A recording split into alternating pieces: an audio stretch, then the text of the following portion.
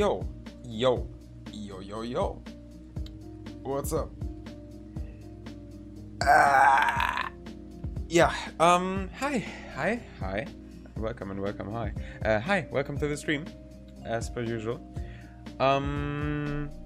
As I just said on the Discord server, yeah, basically, what we are doing right now, today, in this here stream, is, two things happened today. Two gaming related things that are like pretty well related to my channel. Like two gaming things that I would want to check out. First of all, a Gunfire Reborn DLC released today, which I obviously would want to check out, because like even though Gunfire Reborn isn't really like my most played game on stream, like I think I probably like played it like twice or maybe 3 times at most. Like I played it, I think like once in like the one stream where we did like Deep Rock and then Gunfire and then some 4 Souls at the end. Like I played some Gunfire there, and I think I played Gunfire on stream the last time a DLC released. So yeah, definitely not my most played game on stream, but a roguelike nonetheless. And as you know, as you guys know me, I do like me some good roguelikes, and I have played Gunfire a lot off stream. Yeah, you just don't want to admit that you're furry. that's your issue. Yeah, I have played Gunfire a lot off stream though. I have not done all of the achievements yet. There's some that I have yet to do, and there's also obviously new ones now that the new DLC released. We're gonna go over those fairly soon. But I have at least beaten Reincarnation 8, I think is the highest one, together with Milo. So yeah, I'm somewhat competent at the game, I would say. So yeah, definitely I wanted to check out the update. Also, a Splatoon update releases today, like update and new season and shit like that. And obviously I want to check out that as well. But I think I have? No, Eternal Mode is something else entirely, right? Is Eternal Mode like a specific thing that you can like select? Isn't Eternal Mode just like a thing that pretty much got added with Wrath of the Lamb, and then like you have a chance that a certain floor becomes like an eternal floor or something like that? I gotta be honest, I've only ever heard about it. I don't think I've ever played it myself. I gotta say though that I actually haven't played that much Flash Isaac at all, actually. Like I played the bit of Flash Isaac back when we got to know each other. Yeah, I know who the two Flash Isaac devs were. Like I want to know what exactly. Yeah. No. I know that it like exists, but like how do you like quote unquote play it? Because like you asked if I ever played Eternal Mode, and if it's like something that you have to specifically like select, then I probably have not done it. Like I've seen like 2 screenshots of it at most, and I know that like basically everything becomes really hard and white and shit. Like I don't know, honestly, I might as well try it out at some point, but like I gotta say I haven't ever played that much Flash Isaac to begin with. Like I played a lot when back when we got to know each other, and by a lot I mean like, I don't know, maybe 10 runs total. And then since then I've pretty much only been playing Rebirth, and then obviously I played some Flash Isaac on the 1st of April, like I think 2 years ago, as like the April Fools, oh, repentance is so hard, and then I just played Flash Isaac, and it was actually pretty fun. I gotta play some more Flash Isaac again, but I generally just need to play more Isaac again. But like I mean, if you can like research that, like how to even play Eternal Mode, like obviously I'd be willing to at least give it a shot. Like it would probably make for great content at the very least. But yeah, anyways, Gunfire Reborn DLC today, and also Splatoon update today. and I wouldn't want to do both in one stream. So I'm not gonna do both in one stream. But yeah, I noticed I have a few hours of time still before I have a lecture later today. And before then, we can still check out the Gunfire Reborn DLC really quick. Like, I don't know, we don't have that much time, like 3 hours total. And obviously I'm gonna be talking for like, I don't know, 2 hours of that. Yeah, I know the mod, but like, I honestly, I like the Flash Isaac look, but since to my knowledge, the like there's a lot of re-Flash mods, like it's not the first one by far, but most of those never like have 100% completion with their like re-sprites, to my knowledge. Like maybe there's one that's actually like complete at this point, but yeah, as much as I do like the Flash Isaac style, I also really like the Rebirth style, and it just like pains me to then like see a sprite that is not re-sprited, and like it just takes me out of the immersion, as little immersion as Isaac already gives me. Because like obviously Isaac isn't really a game I immerse myself in, I just like play it. Also, like, it would work even less, like, even if the mod had 100% resprite completion.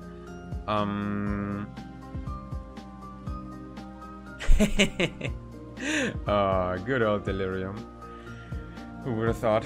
But yeah, like, even if they had 100% sprite completion, I have a few resprite mods installed, so, and they obviously wouldn't work with that, so, yeah.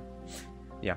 Anyways, yeah. I have a few hours of time, and we are probably gonna talk for like 2 hours of those, and like maybe get one run of Gunfire in before I gotta go.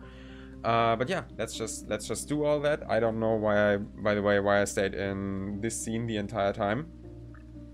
But yeah, basically, gonna do this. Hi, what's up? Yeah, basically, we're gonna take. Before we do anything else, we're gonna take a quick look at the DRG Season 4 trailer that released today. Because yeah, it released at like 1 PM my time, and I had an appointment there, so I wasn't able to look at it yet. But obviously, just like perfectly fine to like look at it now. And then after that, we're gonna go through the patch notes of Gunfire Reborn and look at what new achievements there are, and then we should maybe be able to still get one run in, hopefully. Maybe even 2. I kind of doubt it, but yeah, we can always play more anyways. I suspect the most time of this like new shit, the most stuff I'm gonna be exploring with Milo anyways, like maybe later today, maybe like later down the line, whatever. But yeah, I definitely want to play some more Gunfire on stream anyways, but yeah. Let's just do this first. I think that should work. Obviously we're gonna like it first, and then do this. Desktop is unmuted. Then let's go. Let's take a quick look at this. Hello, miners. It is time for another DRG update, and we are back with a new rundown. Welcome to Season 4, Critical Corruption. Though we have gained great ground... Before we get into this, like, I honestly have no idea what this season is about, by the way. Like, as much as I was able to see, it only seems to be, like, a continuation of the current season. Like, the, I already forgot the name of season 3. I don't really remember the names, but like the whole like Rockpox thing, like just like season 2 was basically an extension of the first season. It seems like this is probably the same, but still, from what I've seen, it's probably like more crazy stuff as compared to like season 2, which pretty much only added on like a few new things to appear in the caves, and like the Nemesis was probably the coolest thing about season 2. This looks much crazier with like the as you can see in the bottom left there, and I don't want to like rewind, but like this huge fucking thing, which I discussed a bit with Milo what it could even be, because it doesn't really look like a glyphid. It looks somewhat closely related to maybe, if anything, the Corlock Tyrant Weed. So yeah. Against the rampaging lithophage in the past months, it remains a constant threat on Hoxies, despite our best efforts. And to make matters worse, obviously reports of alarming new mutations are starting to come in. It is clearly reacting to our presence, and our endeavors are getting even more hazardous moving forward.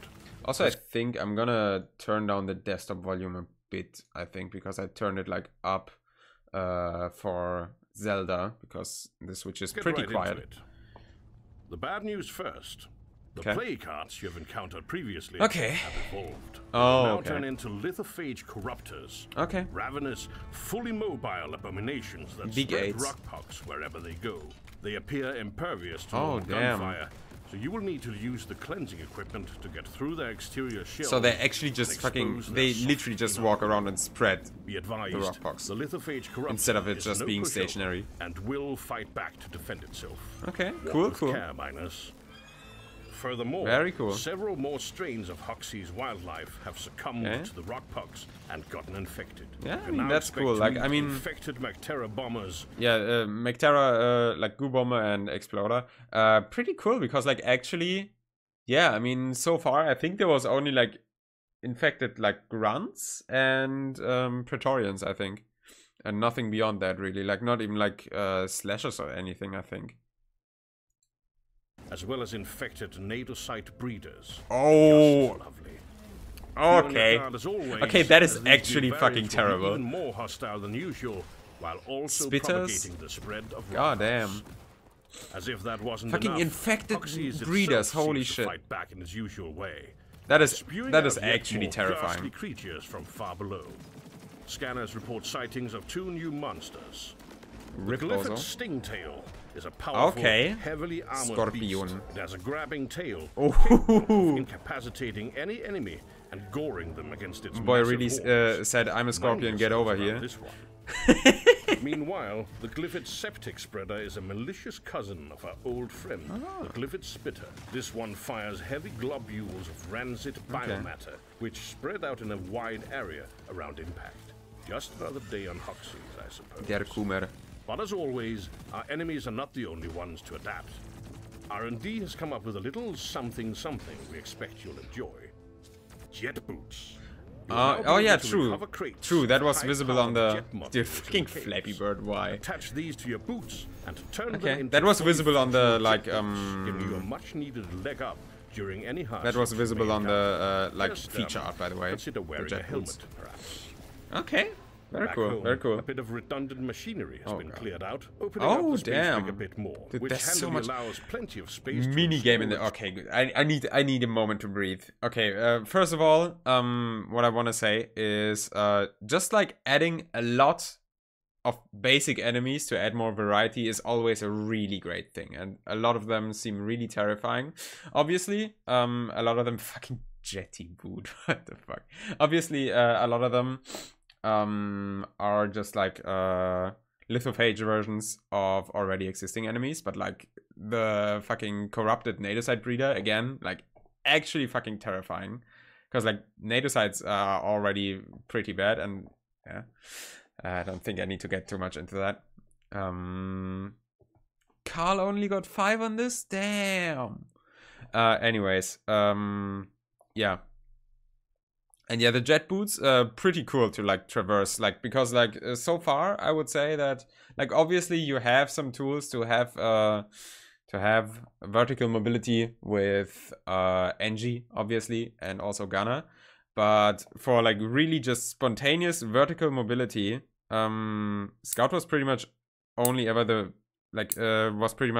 only class who really had like actual vertical mobility. So like being able to have that on other classes is gonna be pretty fun. And like as far as I know, the jet boots were actually a thing that were like one in the game once, or like at least planned. Like the icon for them was in the game.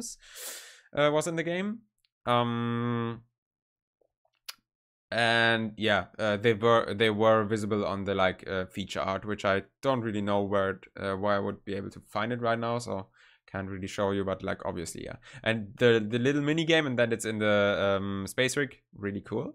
And this is absolutely like, this is obviously terrifying, because like I was really like, I was already joking about how like there was like rock pogs everywhere in the space rig, right? Like in little buckets and whatnot. And I was already joking about like how every season it just should just like spread and shit. Or like no, the joke I was making was that since it's already everywhere, but like there's like these containers, right? And how you are able to like knock against them. I was joking how like every season, depending on how much players knocked against them, they should just like start cracking. And like 3 seasons in, the cracks are so big that instead of knocking, the dwarf is just gonna fucking kick and break the fucking thing. And yeah, then the rock box just spreads everywhere. But yeah, it obviously just spreads on its own. A bit of redundant machine. And yeah, this is like really cursed to see this all of a sudden. Like, I don't know, it's like having seen the space rig a lot, it's just like it always feels weird seeing a different one. Obviously the last time that really happened was when I was playing the legacy version or whatever it's called. But yeah, also just wondering, did they remove the window here? Like, did they remove the 3D object for the window here to get a better shot? Because it feels like they did. Machinery has been cleared out, opening up the space rig a bit more, which handily allows plenty of space to install a training terminal for the coded locks you will encounter on the jet boot crates. They should do the same. Yo, he's actually moving his eyes. That's really cool. They should do the same thing for the like hacking mini games, because like the biggest problem with the hacking mini games, for the like events that got added in like season 1 and 2, the biggest problem with those is obviously that you don't really get much practice for them. You only ever get to do them right when you need to do them under time pressure. So yeah, that's obviously the biggest reason for failure, because like every person I play with doesn't know how to do them and feels bad about it. So yeah, getting to practice that in here would be really cool, but obviously just having the minigame here is really cool as well. Yeah. It would appear some smart aleck has seen fit to build an arcade cabinet to fit it into. At the Abyss Bar, enjoy a delicious new brew, the Randovisor. Okay. This potent ale reportedly instills a sense of adventure and lust for challenge in whoever drinks it, causing questionable decisions in regards to equipment loadout and uniform. Oh! Apparently, finishing missions using these loadouts has become a bit of a fad. That's so cool! Well, I wish you luck. That's so cool! I wonder if it like actually like, if it just chooses a random loadout slot, or if it overrides your current loadout slot. Or maybe it just like, or maybe it just doesn't override anything, but I think it probably does. That's really cool though, because like I was thinking at some point about making a randomizer mod for this game, which would randomize loadouts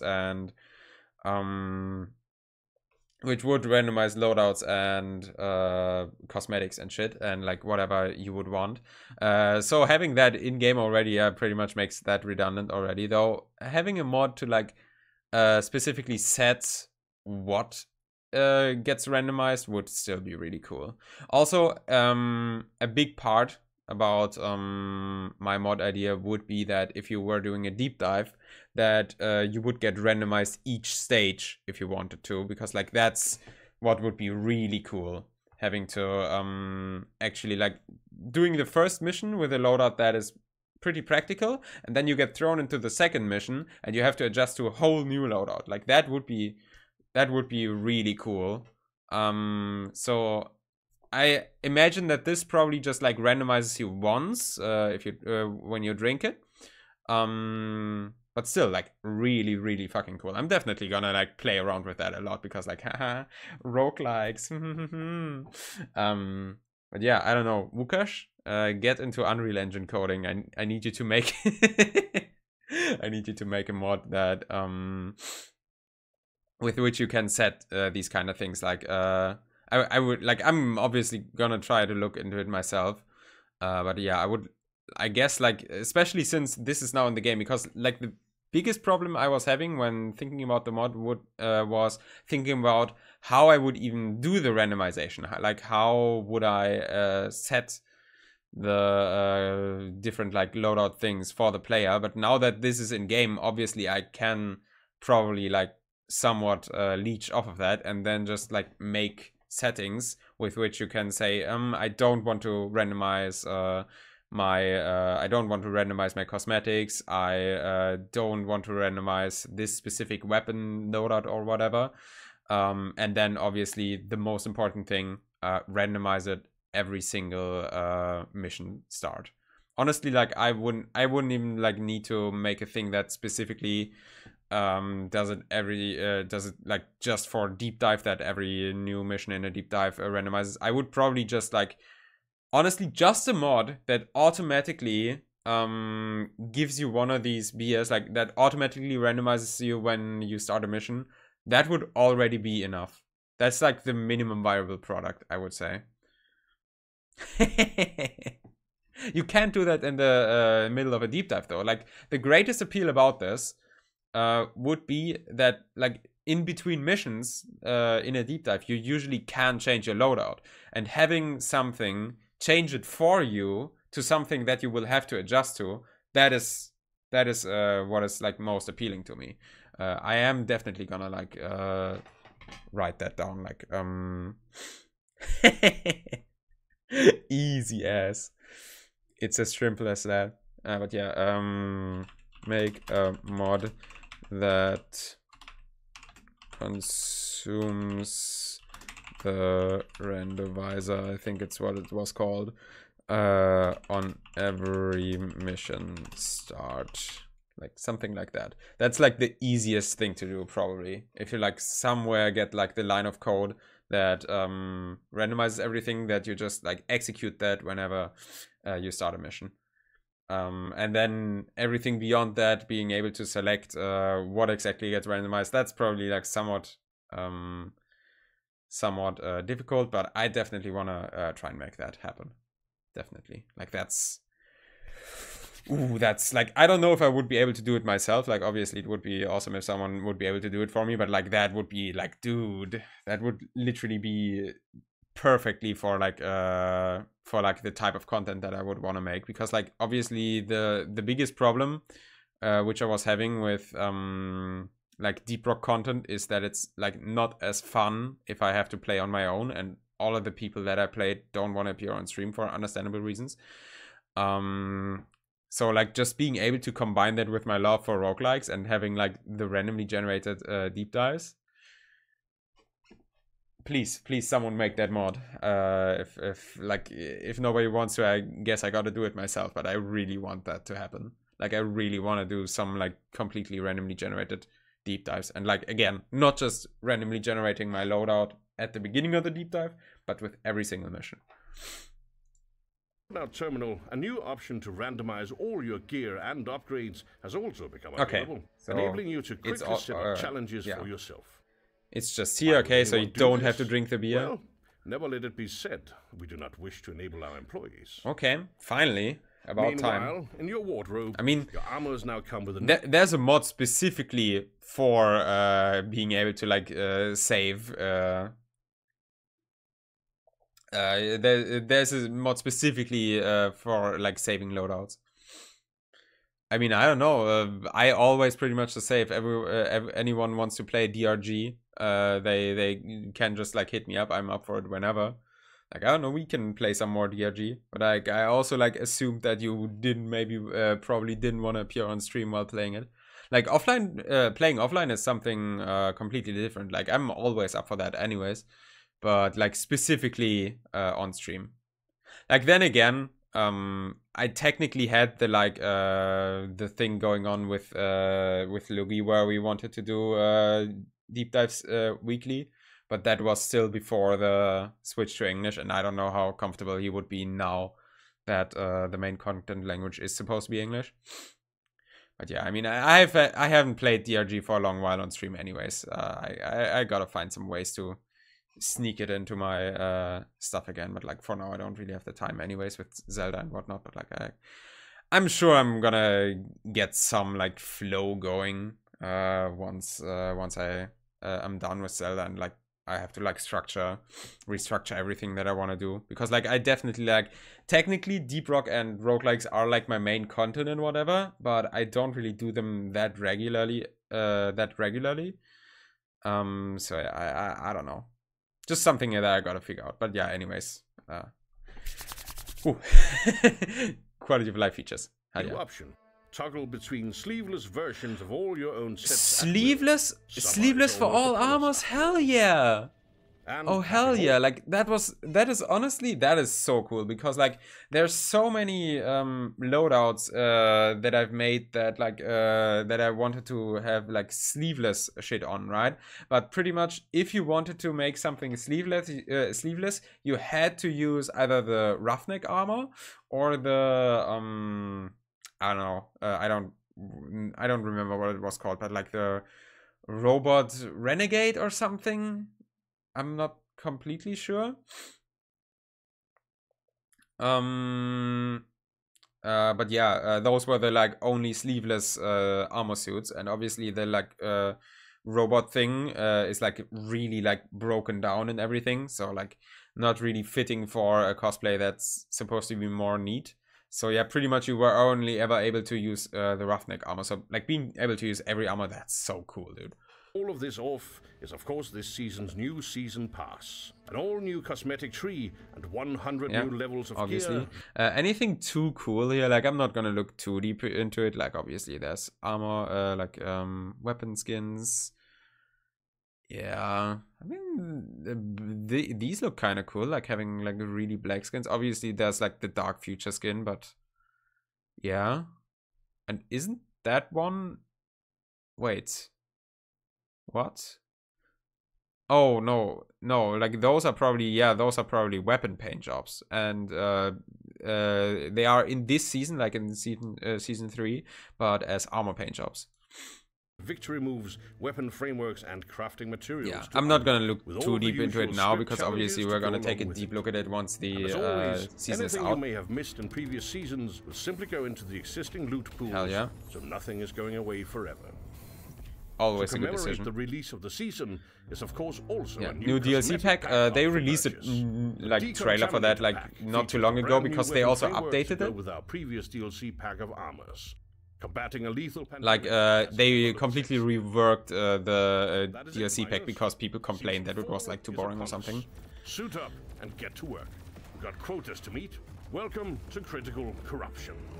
Hell yeah. This is Mission Control signing off. Signing off. Hell yeah, hell yeah. Like honestly, DRG is always finding ways to drain our wallets. Like honestly, nothing like too crazy. Like there's not a one single. I thought he was pregnant with the like fucking Garfield. What the fuck? But yeah, like nothing.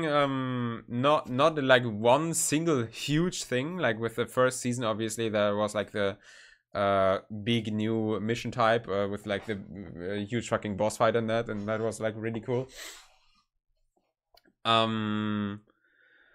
But yeah, a lot of small things that add up to something really great. Like they actually like there was some stuff in the last few seasons, especially like with some of the weapons, that you could argue that they like kind of don't really fit into the sandbox and feel like kind of out of place in some places. Like I've gotten used to most of it at this point, but everything that we've seen in this trailer seems to fit in really well. Like the new enemies, like there's all of the lithophage variations, and then there's obviously also the two completely new glyphids, if I remember correctly.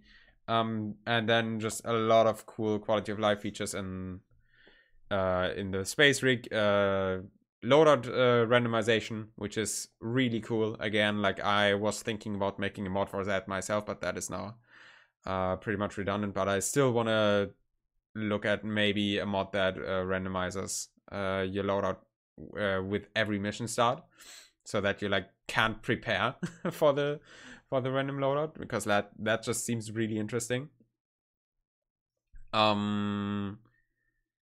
Yeah, I don't know. Really exciting stuff.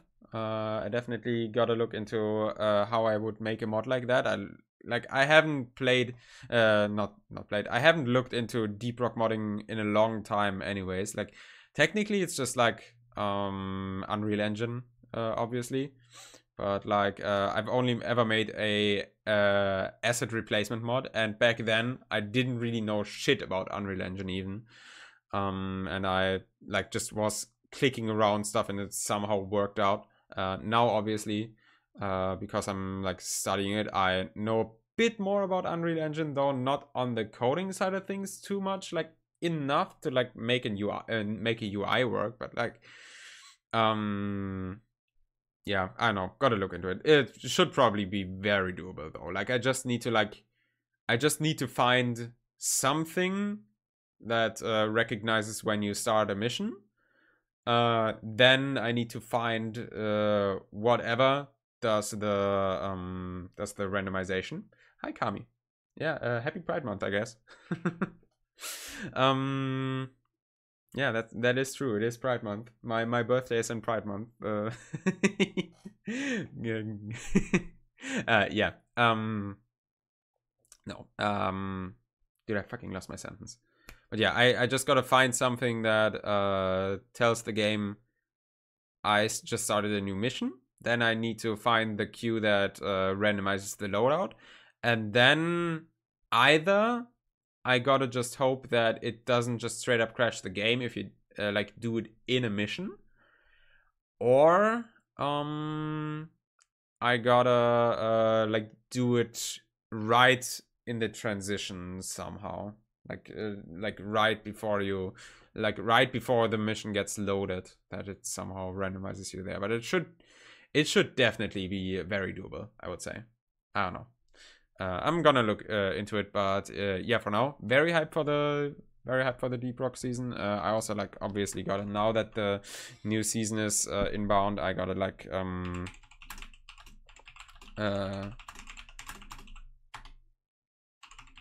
I gotta like look through all of the old stuff that I maybe still want from like the cosmetic tree and shit before it, like obviously it's not gonna be lost. It's gonna be put into the loot pools of like the cargo crates and whatnot. But yeah, if I can just like get it within like, I don't know, 2 hours, like 2 hours of work, like maybe like 3 missions or something. If I can just do a few missions to get a very specific cosmetic before it's gone, it's gonna be way easier to get that specific one than if I were to have to get it at random, obviously. Anyways, that is that. Now let's take a quick look at the patch notes for Gunfire Reborn, I would say. We are still on time, Copium. I just gotta like, I don't know, I gotta put on some music. What do we have here? I could put on the playlist. Yeah, I'm gonna put on the playlist because I think that just one extended track is probably gonna be pretty boring sooner or later.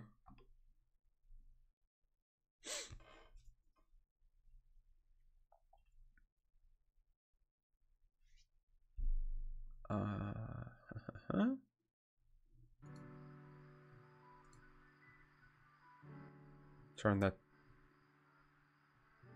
Okay, it seems really quiet. I don't know, should be... Yeah, should be at an okay volume, I would say. It just needs to be very in the background, so there isn't like any huge awkward silence. So, yeah. Yeah, then let's take a quick look at the Gunfire Reborn DLC patch notes. I'm just gonna like read it out, I guess. I haven't taken a look at these yet, by the way, because like I had the choice of going over them real quick before stream or just doing it now on stream. But either way, it would have taken up a lot the same amount of time, so might as well do it on stream because I have the like time restriction anyways. And also like this way I can like react live to something that sounds really crazy, so yeah. Update notes, June 1 or June 1st, you would probably say, but like they wrote June 1, so I'm gonna say June 1.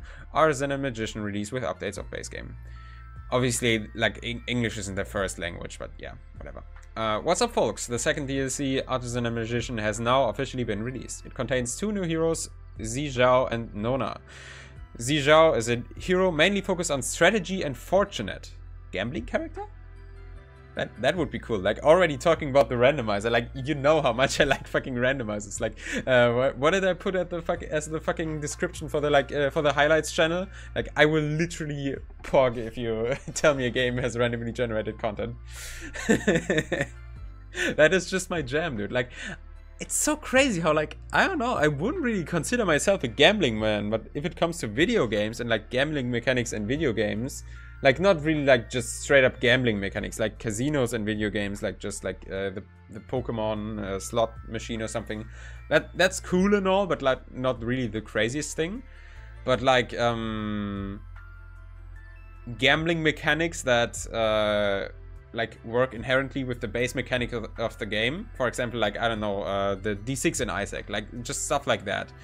Like risk rewards mechanics, like I'm fucking down for those because, like, I don't know, fucking great content. Anyways, by utilizing his unique mechanism of Occult Scrolls reset and quality upgrade, players can optimize the triggering probability of powerful skill effects. Okay, I don't know what that really means. Like, this sounds like you can reroll shit and like upgrade quality shit, like, which also basically rerolls them basically. But this sounds like a funny Risk of Rain Clover kind of deal. Also, I'm gonna zoom in, I think, so you can read it a bit better. Dude, I'm such a good streamer, actually. Anyways, Nona has an auto battle partner named Iron Wing. When you are knocked down, don't be nervous, and Iron Wing will, with emergency function talent, will come to save you at once. So you just straight up get a partner that can revive you. That's like pretty cool. There are also 4 brand new weapons at the same time: Brick, Jet Octopus, Wolf Gaze, and Star Ring. Hope you will like them. To celebrate the release of the DLC, we have prepared a 10% discount from the first week. Yeah. In this update, we have also brought some free content for all players. The Bizarre Dream now offers 2 additional modes: Transcendent Arsenal and Ascension Fusion. In the Transcendent Arsenal, you can collect your favorite weapons. So, like, you can select which weapons you get, or what? While in Ascension Fusion, you can use ascensions from different heroes to create unique... I don't know what BD is supposed to mean. Like, maybe it's a cool smiley, like a a grinning smiley with sunglasses. I honestly don't know what BD is supposed to mean in this context, and I'm probably like really stupid for that. But I just genuinely don't know. But yeah, ascensions from different heroes. Like ascensions is basically like there's the skill tree, which you can like upgrade with meta currency, right? And then every character has like 5 character-specific skills, which are the ascensions. Or no, never mind. Ascensions are the Golden Goblet upgrades. Those are ascensions. Dude, that sounds really fucking crazy cool and like interesting. Like the new Bizarre Dream stuff they added last update was already pretty cool. Bizarre Dream is such a cool like thing because like Bizarre Dream is basically just like you get a lot of modifiers which you can like select which ones you want to use for the run. Like if you don't know, like I'm just gonna show you later in game, obviously.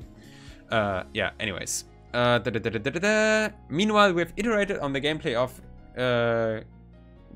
I guess King Yan. I don't know really how to pronounce him, but like I think he's the monkey of the last DLC, and introduced a batch of new occult scrolls and inscriptions. To those occult scrolls and inscriptions that have existed, we also have made adjustments to some. Finally, we get some exciting news to share with everyone. Gunfire Reborn has surpassed 3 million copies in global sales for the PC version. Hell yeah. Also, before I forget, I should probably change the category of the stream real quick.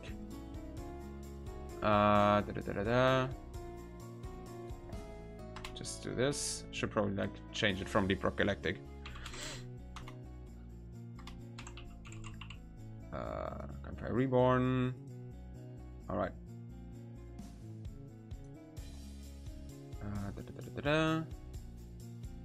Yep. All right. Yeah. 3 million copies in global sales for the PC version. We would like to express our gratitude to all players for their support and love. We will continue to update and refine the game, striving to bring you more joy. As a special commemoration of reaching 3 million copies sold, we have prepared an exclusive commemorative level frame. Another one. I mean, I already missed the like 1 million copies sold, I think, because I only started the game, started playing the game like shortly after, which is like pretty sad. But yeah, I mean, cool. Players who own the game before the end of this promotion event will automatically receive this exclusive frame. If you encounter any areas in this update that you are not satisfied with, we encourage you to provide feedback to us promptly. We will work together with you to continuously iterate and improve on these updates, which you all joyful gaming experience. It's just like such a like cool game that they like actually still develop it so actively. Yeah, there's the DLC. Obviously, I've already bought it. Also, like, can we just talk about, like, because there is gonna be a whole ass fucking listing of all of the fucking new stuff. Like, can we just talk about how fucking based it is that they just list up all of the stuff that you get with the DLCs, so you know exactly what you're paying for? Like, that's just incredibly based. Yeah, heroes. Zijiao, I guess you pronounce it probably. Fate in hand, stars above head. Zijiao's mastery of occult scrolls surpasses all others. With each flick of his fingers, the star cards come alive like sharp blades, gathering cosmic power with each motion. When the moment is right, stars will heed his command, descending from the sky with a dazzling cosmic radiance. Fucking Big Shot remix. I got fucking basically jump scared by my own fucking... I could also, by the way, can I... How did this work? I think I can do this. And then... this? Like, look at this, dude. I'm such a good streamer. I'm actually using the stuff I prepared so that you can, so that you guys know what song is playing and shit, whatever. Yeah. Cool little feature art, by the way. The art of the game is just awesome in general, obviously. Primary skill E, Falling Star. Gain Astro House. Is that a music genre? Through obtaining Astro Aspects randomly until slots are full, causing stars to fall and deal damage to enemies within a certain range according to Astro House. It's like Astro House is that like obviously like he has like cards. Is Astro House like full house? Is he like you like pick up cards and then depending on what cool cards you pick up you do like different amounts of damage or whatever? Afterwards, the Astro House is cleared. Astro House forms by filling slots with Astro Aspects. If Astro Aspects are same, they form a normal, rare, legendary Astro House. If Astro Aspects are different, they form an impure Astro House. So yeah, basically you just randomly... Yeah, I guess I guessed right. You basically just pick up random cards and depending on how... like if you are able to like get like pairs and whatnot or something... you get different amounts of damage, which is pretty cool. Like gambling character, I guess, yeah. Secondary skill, which basically is the grenade. Astro Forecast. Obtain Astro Aspects randomly and summon 3 cards for protection. Cards can track enemies within a 7-meter radius automatically and deal 500 damage for each card. Astro Aspects. Obtain Astro Aspects randomly according to initial chance and quality of occult scrolls. Normal, rare, legendary, cursed occult scrolls correspond to normal, rare, legendary, wild Astro Aspects. So, yeah, basically the scrolls you pick up and their rarity determines what kinds of cards you can get, I guess. While the Astro Aspects are regarded as any kind of Astro Aspect, while the Astro House is regarded as a legendary Astro House. I mean, yeah, that's really cool, I guess. I don't know, I gotta see it in game, I guess. Talent, which are, yeah, the 5 unique talents, I guess. Scroll Divination. Upgrade the quality of occult scrolls in your backpack without changing its effect. Oh, that's cool. Or reroll the occult scroll to another one of equal or higher quality. Each occult scroll can only be upgraded or reset once. But you can do it with... Okay, I know. It started with the 1 reset attempts. For each ascension obtained, gain 2 upgrade attempts and 1 reset attempts. Okay, but you can just go all in with the fucking rerolls. Like, you can only reroll each scroll once, I guess. Like, the same, you can only use the recycler in Risk of Rain on each item once. So, like, obviously, it can fuck you over. Because, yeah, like, you can't just infinitely reroll. But, yeah, that's really cool. And also, just being able to upgrade the quality of your scrolls without changing the effect is obviously really good, because you want high quality scrolls for this, obviously. Stellar Recovery. If Falling Star deals no damage, recover 100% cooldown. I mean, that's neat, I guess. So basically, if you miss your ult, you just get it back, I guess. Card Practice. After shooting 300, 800 or 1600 cards, shooting rate improves to a maximum of 2, 4 or 8 cards at once. So yeah, just like over the course of the run, you just get better. Concentration, plus 20% chance to appear Ascension level 3. Wait, what? To appear Ascension level 3? Oh. So probably like, yeah, so like if you have ascensions that are about to become plus 3, the chance of finding the 3rd level is higher? Is that how I like it is obviously like very broken English if that is how it is what it is meant to say. Like, because this just sounds like you have a 20% chance to appear as if you were Ascension level 3, which I guess is kind of important with like the things, because like you get like shit for ascensions and stuff, I think. But like when does the chance apply? At the beginning of the run? If it's only at the beginning of the run, 20% chance seems very low, especially compared to like the stuff that to like this shit. And also, like, wouldn't it just like level you down then and shit? Like, I don't know, it probably like just raises your chance of finding the higher ascensions. Star Rearrangement. After finishing the stages, optimize the initial chance of drawing Astro Aspects. That's probably cool. So yeah, basically just more drops after each stage. Like at the beginning of these, at the beginning of each stage, probably. Spiritual Blessings. Oh yeah, true. The exclusive spiritual blessings for like reincarnation and shit. That's also really interesting, because like I don't even know on which difficulty I want to play now. I was thinking like reincarnation 3 or 4, maybe, probably. I don't know.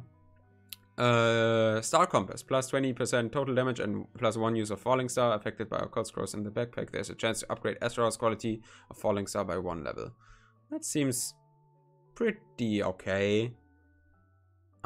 Explosive End. When a card hits an enemy, trigger 5-meter explosion, dealing card damage once to enemies in range. Obtain the same Astro Aspects as the previous slot through Astro Forecast. Clear Astro House and gain skill damage for 7 seconds if slots are full. There's a chance to gain a bonus without clearing Astro House. Normal Astro House plus 80% total damage. Rare plus 160. Rare, Legendary plus 320% total damage. I don't know. Sounds good.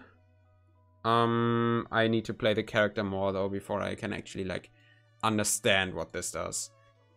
Because you gotta know that there's a few spiritual blessings that are not character exclusive. Like there's a very few selected, very strong spiritual blessings. Like for example, there's basically something that just gives you an extra life every minute or so, which is like insanely strong, especially if you're playing single player. there's something that just improves the weapons that you find. Like, there's insanely strong spiritual blessings, so new spiritual blessings have to be really good in order to measure up to that. Functional deck. Not me when I'm playing Yu-Gi-Oh! Except, actually, I have one deck that is actually pretty good, I would say. I just spit on my microphone, by the way. Not too proud of that. Functional deck. Obtain weapon bonuses for 5 seconds when consuming Astra Aspects. Normal Astra Aspects plus 5% rate of fire. Rare Astra Aspects. Color. Plus 30% weapon damage. Legendary Aspects plus 20% lucky shot chance. And wild plus 0.5 crit. That's okay, but like only for 5 seconds. That's like, eh. Spiritual Jade. That's like for the new game mode, which I haven't played too much yet. Chip exchange, obtain a legendary aspects for every 40 normal ammo, 20 large ammo, 10 special ammo consumed. That seems really good. That seems really good. I gotta already say. Because like legendary Astra aspects is like the biggest one. So basically if you just have a very high rate of fire in the game mode, I don't remember how the game mode was called. Basically if you just have a high rate of fire, you just get a lot of legendary Astra aspects. That's pretty good. And Cardmaster plus 20% weapon and skill damage for every sword. That's okay, I think, I guess. Spiritual Ascension. No pain, no gain. Obtain a rare Astra House. When like, what is Spiritual Ascension? Is that like, oh yeah, those are probably like exclusive ascensions in this, like in this game mode? I don't fully remember. I'm sorry.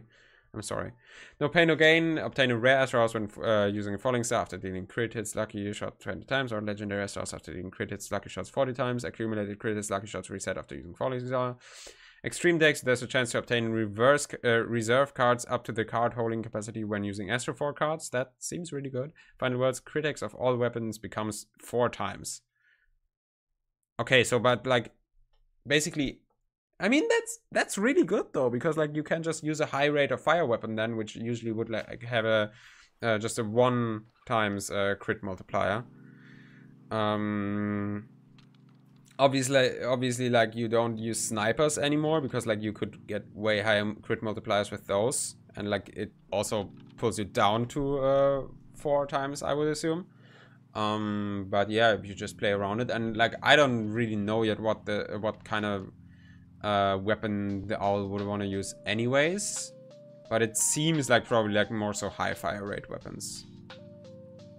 I don't know. And then the other one, which is the red panda. Nona. Adorable, agile, and talented. Nona, who will retain a touch of innocence, who still retain a touch of innocence. Retains, okay, yeah. Had already constructed the outstanding mecha called Ironwing. Basing... Dude, okay, yeah, no, like... I don't mean to be mean, but like, actually really broken English. Based on its different core operation systems, Ironwing can rush into the battlefield for close quarters combat with enemies, or hold its position and transform into a turret for shooting at enemies. Engineer Gaming? Huh?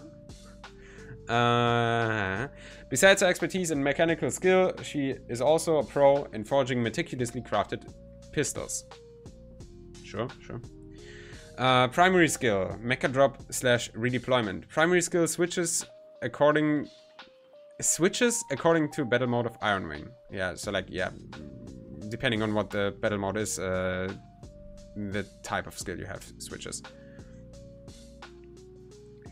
Like, I mean, I don't fucking know. I don't really mean to like nitpick or anything, but like, especially considering how self-conscious I am about my own English, because like, again, I still think my own my like German accent is absolutely atrocious, and my like sentence building also still has stuff to be desired or whatever. Like, just like I was really inconfident in that sentence, so like I'm really self-conscious about that already.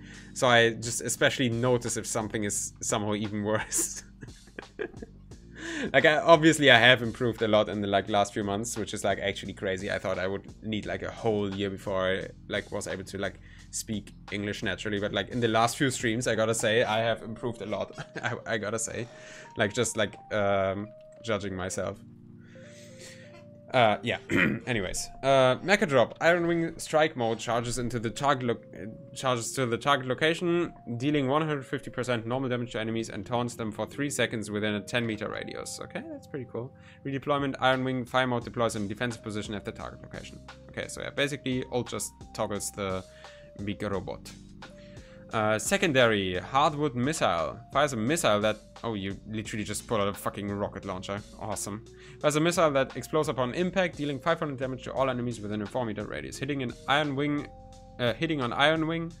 Why would you hit on the robot? It's a robot. It can't love you back. Regenerates 20% of its HP. Wow, that's literally... Dude, that's so funny. Because, like, this is literally the second... of these things. No, I don't know where to find it right now. But like yesterday an update to Raven's Watch also released, which I don't know if I'm ever gonna showcase it on stream. I have yet to showcase Raven's Watch itself. But yeah, yesterday a new character for Raven's Watch released, who is Geppetto, like the Pinocchio Geppetto. And he's also basically engineer gaming, who can like, he like spawns dummies and you hit them to repair them, like literally engineer gaming. And this is the same thing again. Like 2 days right after each other, which is like really funny. Anyways, talent. Armor reinforcement plus 30% max HP for Nona, plus 25% HP for Iron Wing. Improved craft, plus 100 damage for Iron Wing, plus 100 base damage for Hardwood Missile. That's cool. Lucky magazine, plus 20% lucky shot chance for 4 seconds after fulfilling the magazine.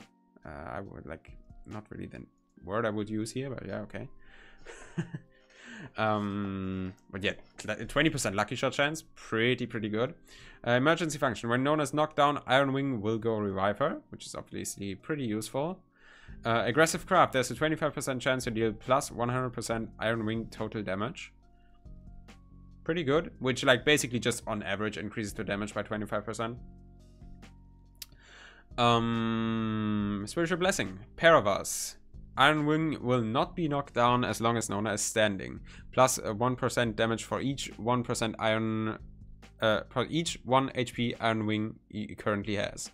So yeah, basically, yeah, it can't die as long as you aren't down, and the only way you can die is if you get knocked down and then Iron Wing dies before he can revive you. That's pretty good, honestly. That's pretty okay, I would say. Considering that this already enables you to maybe lay off the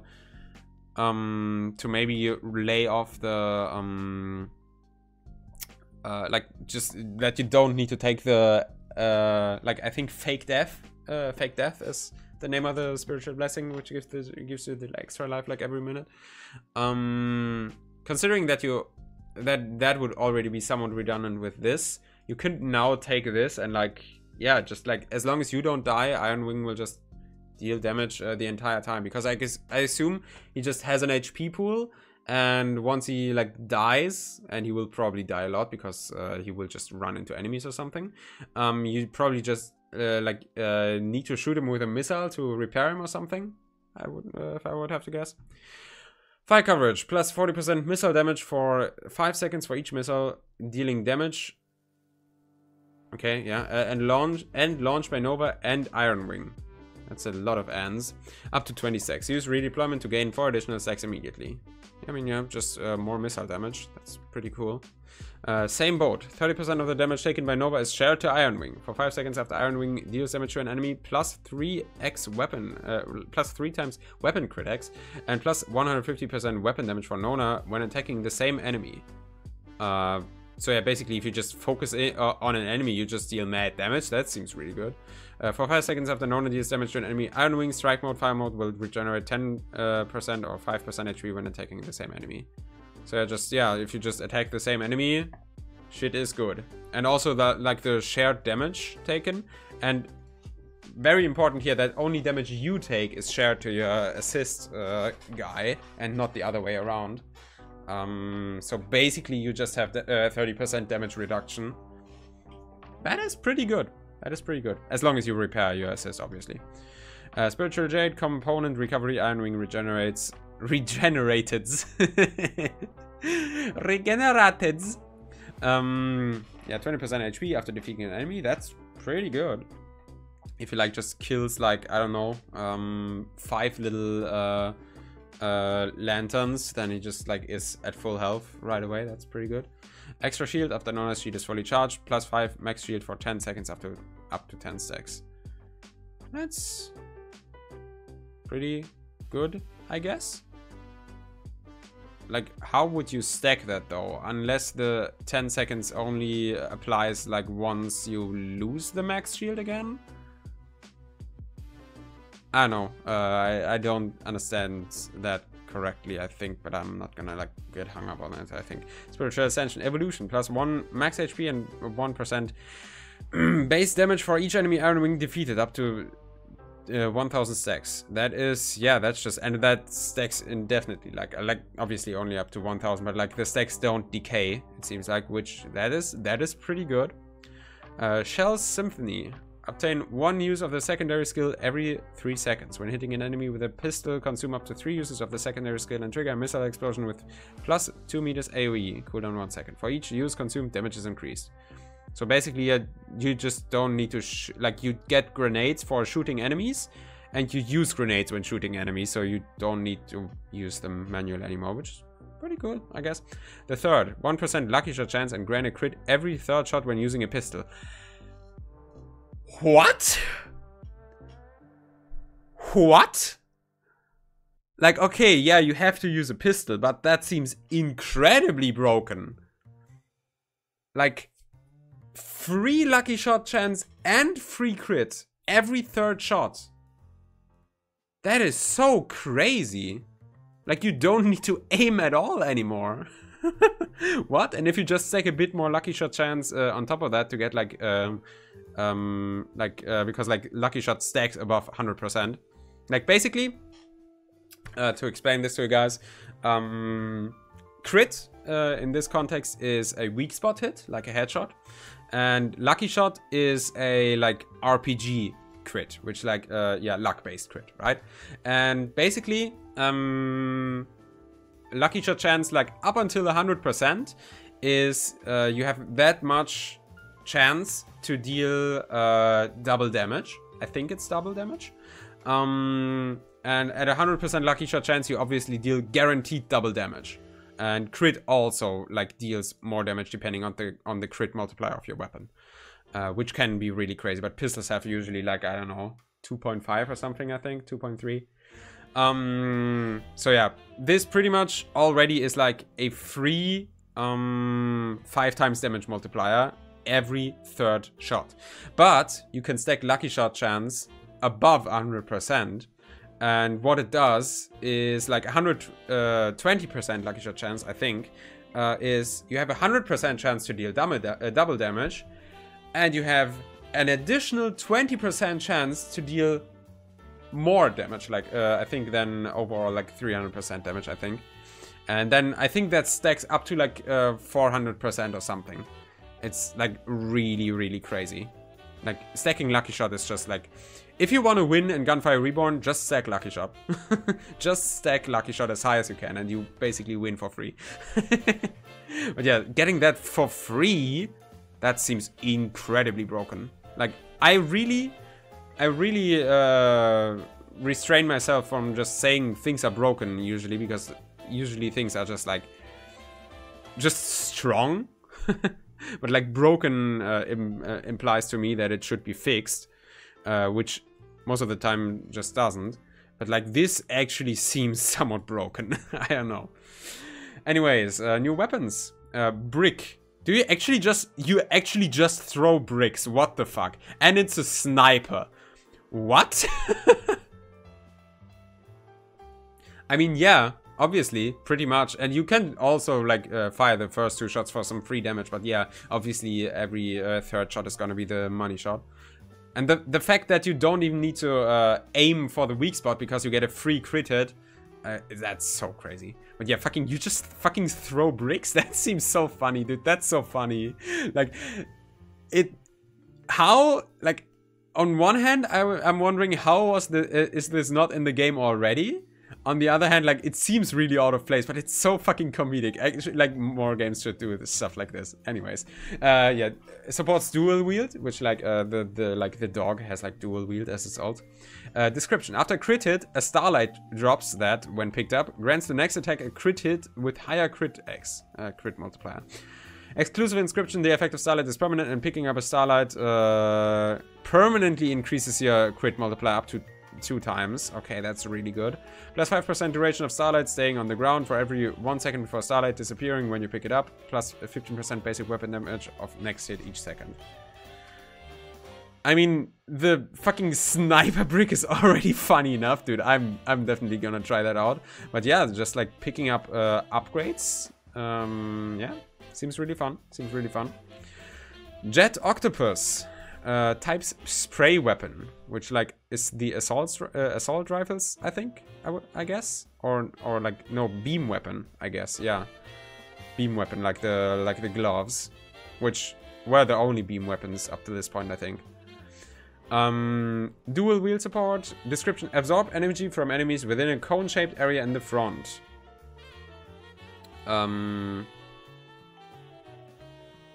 Like, as you're like right click, or just in general? I don't know, gotta try that out, I guess.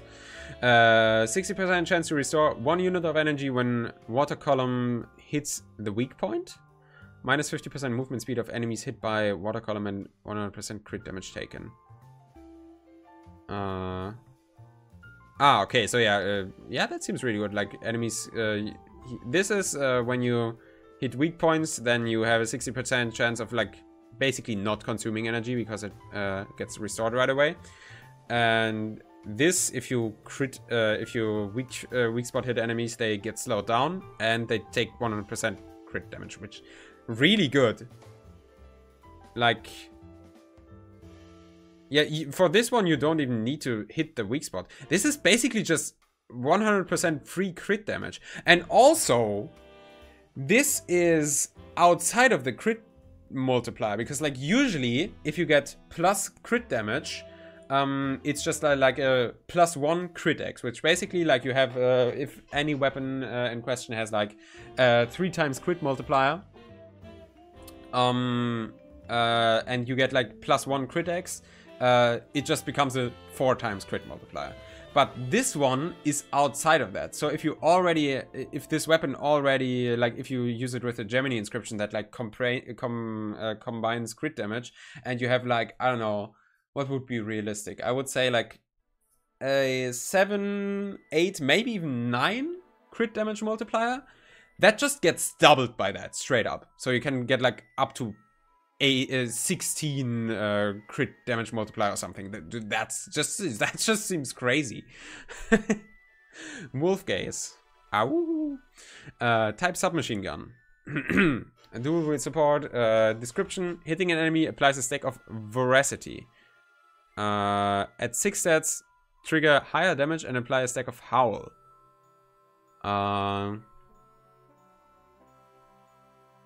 Yeah. No,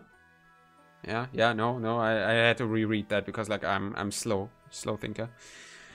Skill, which is the right click, yeah, which I guess confirms that this has nothing. It has to do nothing with the right click. Hitting on enemies applies a stack of veracity. Okay, yeah. At 3 stacks, a trigger to scatter projectiles in surrounding area, which can apply stacks of veracity. Okay, so it's just a debuff weapon, I guess. Exclusive inscription: defeating enemies causes an extra scatter shot. The enemies hit by the scatter shot will also receive an extra high damage. Yeah, I don't know. Gotta try it out, I guess, to really know what it's all about. But it just seems to be like debuff and detonate weapon, pretty much. And last but not least, I think it was only 4. Yeah. Starring. Type pistol. Do we not support it? Okay. Description: Starring expands, dealing damage to enemies along its path. That's... yeah, that's the fucking Elden Beast attack. Except in reverse. That's not a pistol, my guy.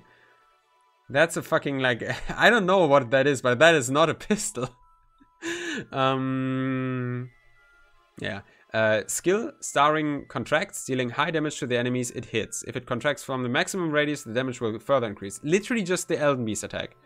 Inclusive inscription: each hit on an enemy plus 20% total damage to the next weapon skill up to 100%. So yeah, basically just, like, I assume it also is just not only in front of you, but like all around you.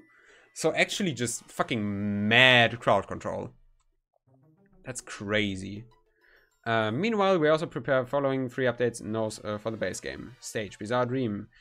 2 new added options in Bizarre Dream. Yeah, which is, yeah. I guess I'm gonna read through them again. Stage? Why?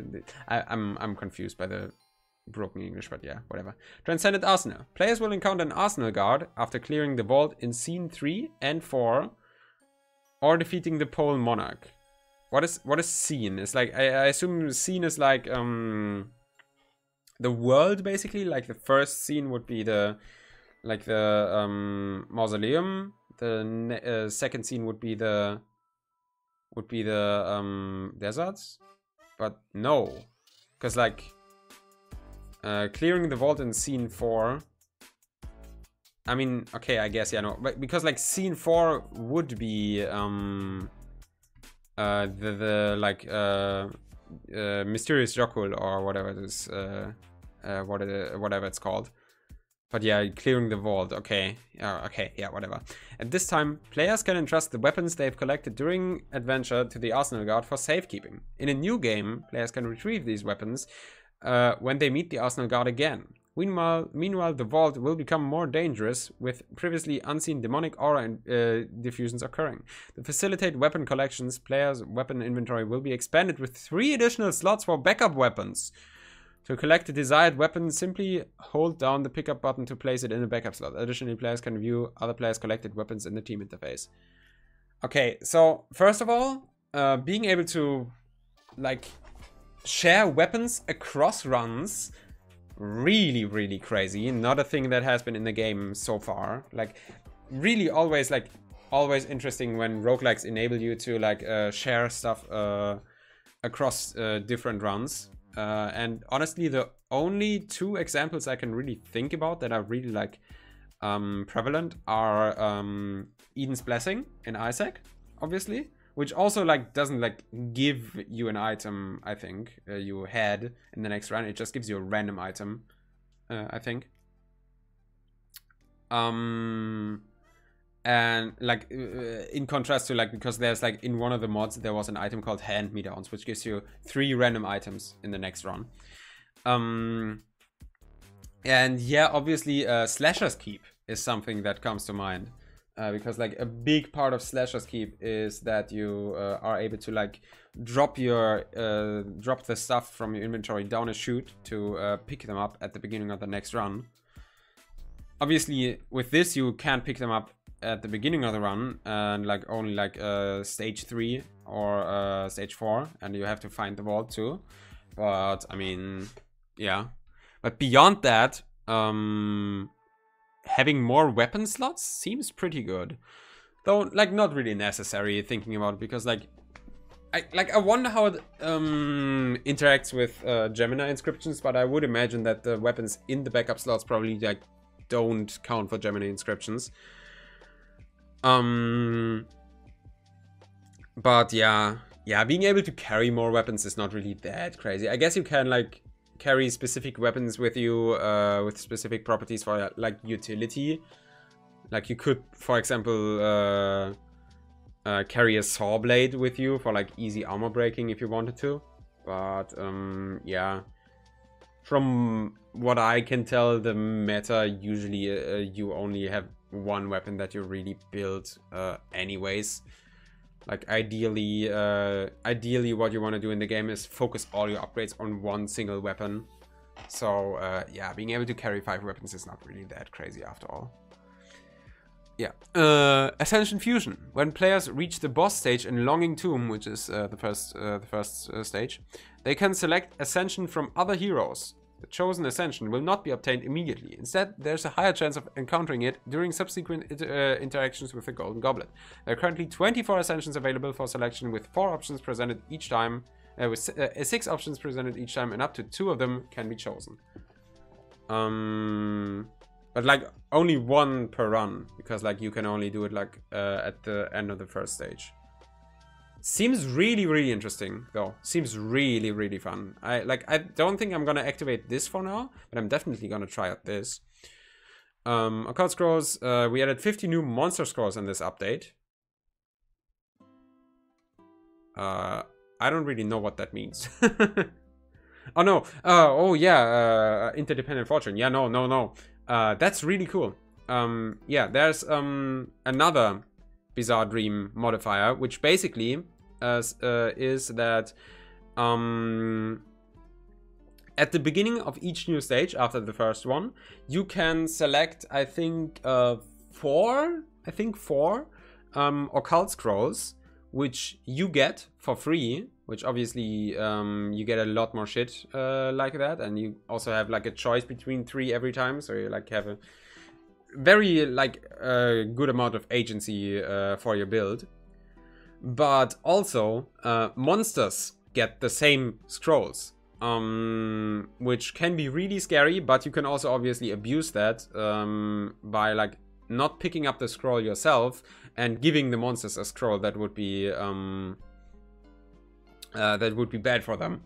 And I always was of the opinion, but like I think Milo thought that every single scroll was already available for the monsters, but I was pretty sure that only a very small selection was actually implemented for the enemies, because we just saw a lot of repeats with like the scrolls. Like for example, it is really easy, or at least it was really easy, to give the enemies Paranormality plus Flesh and Bones, which basically just sets their HP to 1 if they get both, because like actually not all enemies get all of the scrolls. There's like just a certain chance, I think, that enemies get certain scrolls.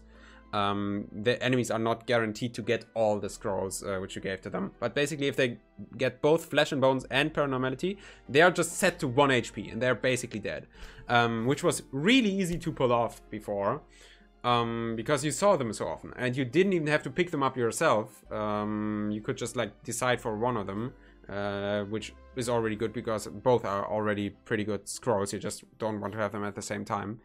And yeah, basically just really easy to break the mode that way. Like it's not a free win, because the enemies could technically still kill you before you defeat them somehow.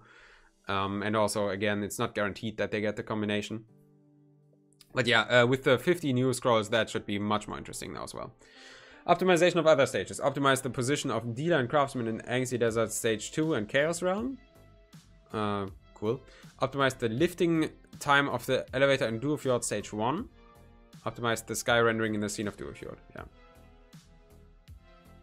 Yeah, you got shit talked. I shit talked you on the account of that you thought that every single scroll was available for the enemies already. Checkmate, they weren't.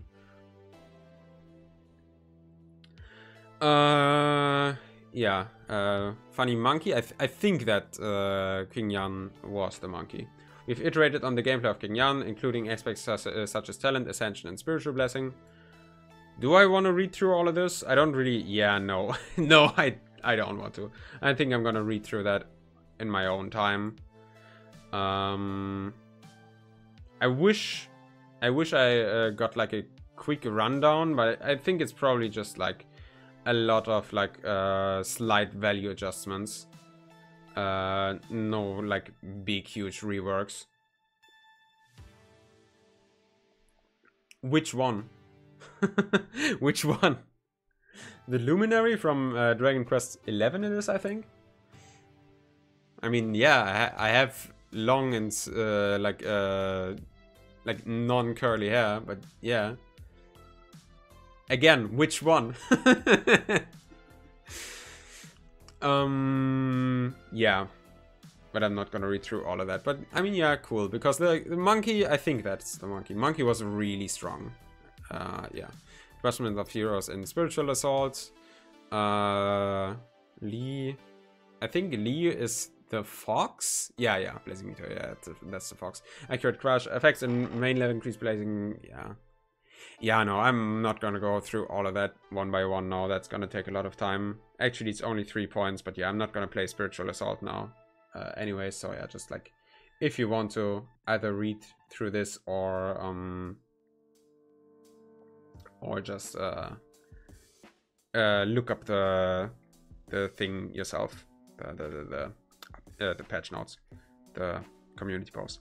Occult scrolls. In this update, we had more than 20 occult scrolls and adjust the effect of more than 10 occult scrolls. I wouldn't say that like between 10 and 20 is a range. Like more than 20, that makes sense to say, but like more than 10 is kind of weird thing to say. Just say like 13 or something. I don't know. Like 11 is more than 10 technically. But yeah, new scrolls. Like again, like really cool. Like the same thing I said for same thing that I said for the DRG update, DRG season 4. Really, like with games that have like such solid core systems like this, which like have a really fun core gameplay loop and shit like that.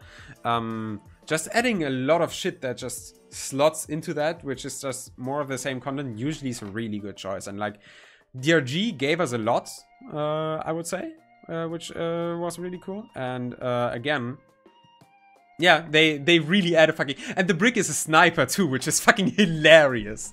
Like, that's hilarious to me. Like, I wonder what kind of fucking crit multiplier you can get for it. But, like, that's literally... like, you literally just fucking throw bricks at people's heads. Like, so fucking funny. Like, actually hilarious. Like, more games should do that. Anyways, yeah. Piercing Bullet. Unlock from the very beginning, quality normal. After dealing weapon damage to an enemy, plus 40% skill damage against that enemy for 5 seconds. So yeah, really good for, like, you just shoot an enemy and then you just fire your skills at them. Pretty good. Normal ammo. Defeat Catfish Warrior 30 times. I should probably have that. Normal. Minus 100% extra ammo of other types when shooting with normal ammo weapons. Plus 30% weapon damage for each extra ammo consumed in this shooting. Wait, no, I'm confused. Minus 100% extra ammo of other types when shooting with normal ammo weapons. Oh yeah, no, yeah, normal ammo is like, it is green. Yeah, no, normal ammo was the green. Okay, yeah, no. Yeah, basically just if you have a green weapon, then this is good. Large ammo. Defeat Kappa 20 times, minus 1% extra special ammo when shooting with large ammo weapons. Which, ironically, this is bad though, because large ammo, I'm pretty sure, is the blue one. And special ammo is the yellow one. This is actually confusing, okay? Okay, I actually caught them there, okay? I think. When shooting with large ammo weapons, plus 0.5 crit damage for each extra ammo consumed in this shooting. Which is interesting because, like, usually the snipers are special ammo weapons. Unless they, like, confuse special ammo and large ammo in this and not in the icon. Like, since, like, crit X is something that special ammo weapons would profit from, no? Because, like, most snipers are special ammo, I think. So, like, maybe they didn't make an oopsie with the icon, but with... the naming of large ammo and special ammo. Like, very likely translation error, because obviously there's a lot of very broken English in these patch notes, but yeah, what can you do? Defeat Yaksha at the Seas 15 times. Minus 400% extra large ammo when shooting with special ammo weapons. Plus 12% lucky shot chance for each extra ammo consumed with this shooting. Yeah. Like, this would be better for large ammo weapons than special ammo weapons. They probably just, like, confused the two, and the color is actually accurate. Which then it is weird the order though, because like the order is normal ammo, large ammo, special ammo. So yeah, I don't know, confused. Connected mind from the very beginning unlocked. When using the same weapon type with a teammate, plus 10% weapon damage. When using the when using the same weapon as opposed to just weapon type with a teammate, plus 10% additional weapon damage. That's really cool. I mean, yeah, there's a lot of really strong stuff in here. Like, obviously, I wouldn't fucking hesitate for a second if I saw that in the wild, unless there was something much better next to it, obviously. I'm just confused about the actual effects, like what they mean. Like, I don't really understand what they mean by this, I gotta be honest. Like, minus 400% extra large ammo when shooting with special ammo weapons. Like, with the minus 100%, I already assumed, do they just, like, completely, or probably, yeah, okay, so, okay, yeah. When you shoot with a special ammo weapon, you consume 4 times the special ammo you are consuming from your other 2 weapon stashes for more lucky shot. Okay, it's like, it's worded weirdly. That was like confusing, but yeah, I think I got it, yeah. Which is like really good, because like obviously if you're using a special ammo weapon, then you don't need the other 2, because like, yeah, that's really, really cool. Yeah, this is also like cool, just like I would say like a mutual respect with extra steps, but more achievable, maybe? I don't know. Sounds kind of fun to use though. Take it all. Defeat elite lobster 3 times, rare. You can select all options in mysterious chests, but you can no longer discard scrolls anymore. Fuck that, dude. Hell yeah, dude. I'm gonna take that every time, dude. Fuck discarding scrolls, dude. Also, you can probably, yeah, you can, like, the cannot discard scrolls is probably the same thing like crow scrolls. You can still sell them and shit. Nirvana Force. Initial unlock. While knocked down, deals damage to enemies within an 8-meter radius per second. Damage increases with lower max HP. Plus 15% teammates movement speed and minus 30% revive time. Okay, so basically you just get revived for 3 and like you have a see you in hell around you and shit. Sure. Yeah, that's pretty good. Obviously useless when you're playing alone. Unless you're playing Funny Red Panda, I guess that it would be somewhat useful there if those buffs apply to the robot, maybe. Concurrent cooldown. Defeat White Shark 10 times. Normal. Like, why does it say normal in front of all of these? That confuses me. What does that mean? But yeah, whatever. Minus 10% magazine ammo per second and gain a stack after reloading. Each stack plus 10% weapon damage. That's my alarm that I can eat again. Because like I had a dentist appointment before this and dentist told me to not eat anything for 2 hours. Now I can eat again. Thank you. Thank you, timer. Each stack plus 10% weapon damage up to 100%. Stops consuming when the magazine is lower or equal to 50% or has 1 round left. Stacks reset after reloading. I mean, yeah, basically, yeah, just seems like a more lenient against the flow, basically. Pretty much. Yeah, I don't know. Probably usable. I see a reused graphic here. From the, like, I think, like, don't I, like, no. What am I thinking of? But, like, there's one scroll which has, like, these water splashes which got reused here. Not that there's anything wrong with it, but, like, I spotted that. I'm not there yet. I'm gonna get to it. Obviously. Overflowing waters. Defeat elite Yaksha 3 times. Consume all when secondary skill count reaches the upper limit. So basically at full secondary skills you just use all of them at once. Plus 10% weapon damage for each charge consumed.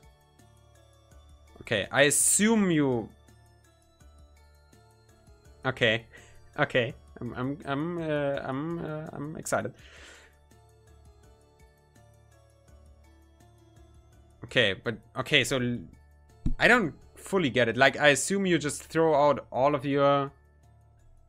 You just throw out all of your grenades at once, because like this doesn't look like something like throwing multiple grenades at once, and since like there's like the one skill with the dog, right, that you have a chance to use 2 grenades at once and it deals plus 100% damage. I'm confused because there it specifies that it does more damage. Or like, no, it's not the dog specifically. It's just the scroll that does that. Sorry, but the dog likes that scroll.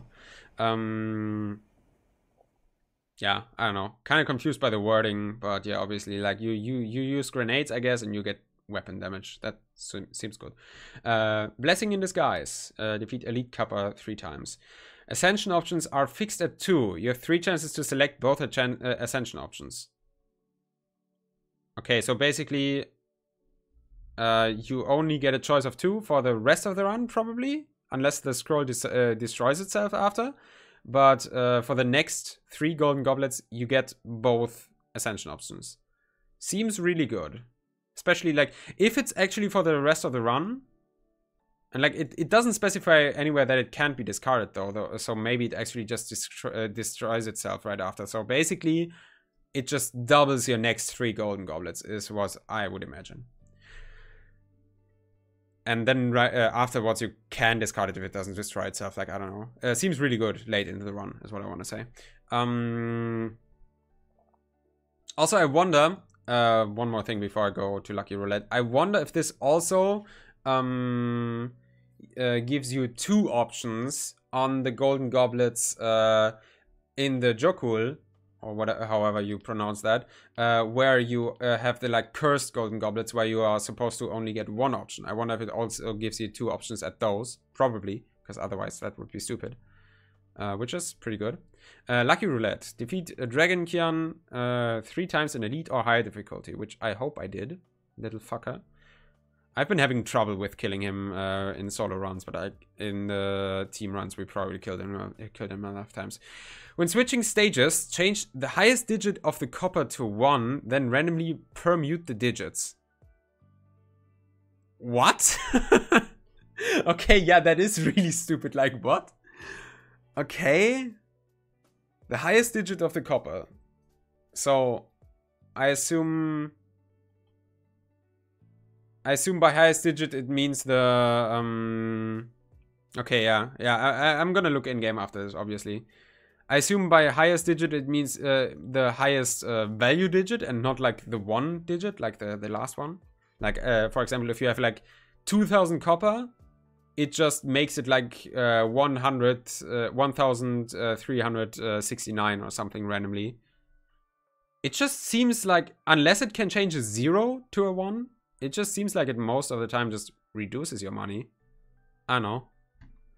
Intimidating Presence. Initial unlock. Defeating an enhanced monster inflicts manipulation effect on all monsters within 7-meter radius of the defeated monster. That's crazy. You don't even... Okay, fuck this. You don't even need elemental combinations anymore. You can just straight up inflict them right away by just killing elites. Okay, great. Explosive Magazine. Initial unlock. Legendary. Reloading deals current weapon damage to enemies within an 8-meter radius. For every 0.5 seconds spent reloading, an additional damage is dealt. That seems really good. I mean, I was gonna look in game after this anyways, but okay.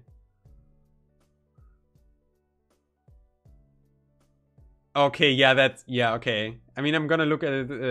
no, I'm not gonna look at it in game after this. Yeah, change the max copper owned to 9,876, then when switching stages, change the highest digit to the copper to 1 and then randomly permute the digits. Why did they completely omit the first sentence in this description? Because, like, I mean, I guess it's really cool because, like, you can just, like, mad spend money when you pick it up and then afterwards you, like, get weird gambling reductions. But, like, yeah, it seems oddly specific. I mean, I guess it's 9876. It's like not a completely random number, but yeah.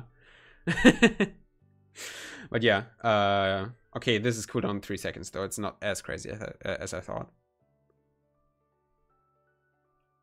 I don't know. It says highest digit of the copper to 1. And like I would think, like I don't fully remember. I don't fully remember if you had, because like obviously you can like get 4 digits and above. If you have like above 1000 copper, below 1000 copper, I mean, did it say did it write it as 0 and then the, or I thought it like when you had only 3 digits of money, it only wrote it like 3 digits. I assume that, like I actually don't really remember. Obviously if it writes it like 0 0 whatever, then obviously it's gonna yeah, I don't know. I don't know. I don't really remember how it like displayed the copper. Like if you were able to see digits of money you didn't have, or yeah, whatever. Gotta move on. I only have like 1 more hour. Fuck. How long is a gunfire run usually? I hope it's less than an hour. If it is longer, then I might not be able to actually do a run now. Or I just die before the funny easy. Yeah, that's a problem because I have a lecture at 6 p.m. But I mean, at least I took a look at the patch notes and don't have to do that. Like, I guess then maybe I just scrap the Splatoon stream later and I just play Gunfire instead. I think that makes a bit more sense, I guess. I will see, I guess. Yeah, Masterful Craftsmanship. Defeat Flying Saucer 10 times in Elite or High Difficulty. Legendary. Acquired weapons always have 2 exclusive inscriptions. That seems really good. The maximum number of exclusive inscriptions is fixed at 2, and the total inscription upper limit is fixed at 4. Cannot be discarded. Huh, okay, so basically... I mean, yeah, it still seems really good, though. Still seems pretty good. Convergent Paths. Initial unlock Legendary. After using a weapon skill... plus 40% weapon damage and minus 20% skill damage for 10 seconds. After using the primary skill, plus 50% skill damage and minus 20% weapon damage for 10 seconds. When both effects are active at the same time, the buff effect is doubled and the debuff effect is removed. That seems really good. So, like, both of you have a skill build? Yeah. Goodbye. I guess thanks for coming by. I probably just Mukash DM'd you that you were getting roasted, but yeah, see ya. But yeah, so basically if you are running a skill build, like if you just use your like grenades a lot or something, this is already gonna be really awesome. If something that actually buffs weapon skills, that's pretty rare. And being able to completely negate the debuff is pretty good. Like, both last for 10 seconds. So, it should be very easy to have both of them active at the same time a lot. So, yeah. Iron Circuit, initial unlock Legendary. Minus 20%, minus 25% damage taken. Minus 10% additional damage taken for each teammate carrying the Iron Circuit. When taking damage, teammates carrying Iron Circuit will share 30% of the final damage. This damage will not knock the teammate down. That is really good. Like, actually, like together with the other one, pretty interesting to have like a few more mutual respect type scrolls.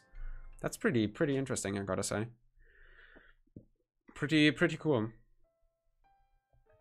I guess like mutual respect was already pretty hard to play around. Usually like not worth the trouble because like mutual respect in and of itself didn't really do all that much until your teammate also found it, which was not guaranteed by far. But yeah, since this also has an like a damage reduction built in on its own, it's probably very much worth. Like 25% damage reduction is a lot actually. So, probably worth already picking it up for its own sake, and then the rest of the effect is just really good. Quack Doctor. Initial unlock Team Cursed. What is Team Cursed? What is Team Cursed as opposed to just a normal curse scroll? Effect plus 30% revive time while reviving teammates. I guess you can probably only find it if you're playing with other people. Like, you can't find it in a solo run is probably what this means. Which makes sense. I mean, yeah. cross scrolls to balance things out. Yeah, no issue with that. Stubborn stance, unable to pick up shared occult scrolls from teammates or share occult scrolls with teammates. That's pretty annoying, but yeah, fair. Shared adversity. When a teammate acquires a occult scroll, there's a 50% chance to have the same scroll. That is, ooh, that is also really annoying. But like, I guess if you're immune, honestly, if you have, if both of you have like evil banishing talisman and like evil devouring sword and maybe like mystic mirror is the name of the other scroll which synergizes with curse scrolls, I think. If you have those and your teammate maybe also has them, then this is a really nice scroll to have actually. And I imagine that those probably also got added like both for balancing reasons probably, but also very likely to very likely they also appear in the yeah, among the scrolls that you can give to your enemies. Like I forgot how the modifier was called, but yeah. Burden of Solitude takes damage equal. I assume you take damage equal to 50% of your max HP every 15 seconds if there are no teammates within 15-meter radius. This damage will not knock you down. Damn, okay, that is fucking scary, actually. I mean, obviously it can be mitigated by just staying together, but damn. Damn. Struggle for independence. I probably also works for enemies, though. Like, if you can give it to an enemy, sounds really fun if the enemy just takes damage. But like every 15 seconds, 50% of your max HP, that's so crazy. Like you just stay away from your friend like for 30 seconds. If you like, I don't know, like I guess like 15 seconds, like you can reset that probably by just getting near your friend again. So you probably won't just forget about it or something.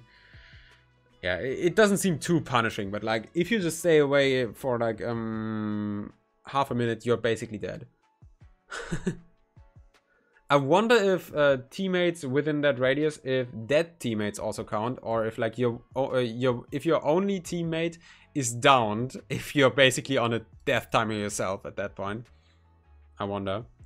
But yeah, Struggle for Independence, minus 15% final damage if there are no teammates within a 15-meter radius.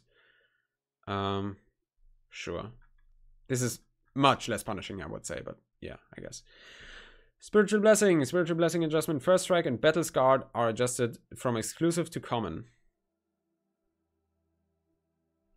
Sure. Weapons adjustment. Radioactive Gauntlet. Attack range adjustment. Okay, yeah, range got reduced. Like, Radioactive Gauntlet, really crazy. Like, it has such high range, and it literally has auto-aim, so, like, you don't have to...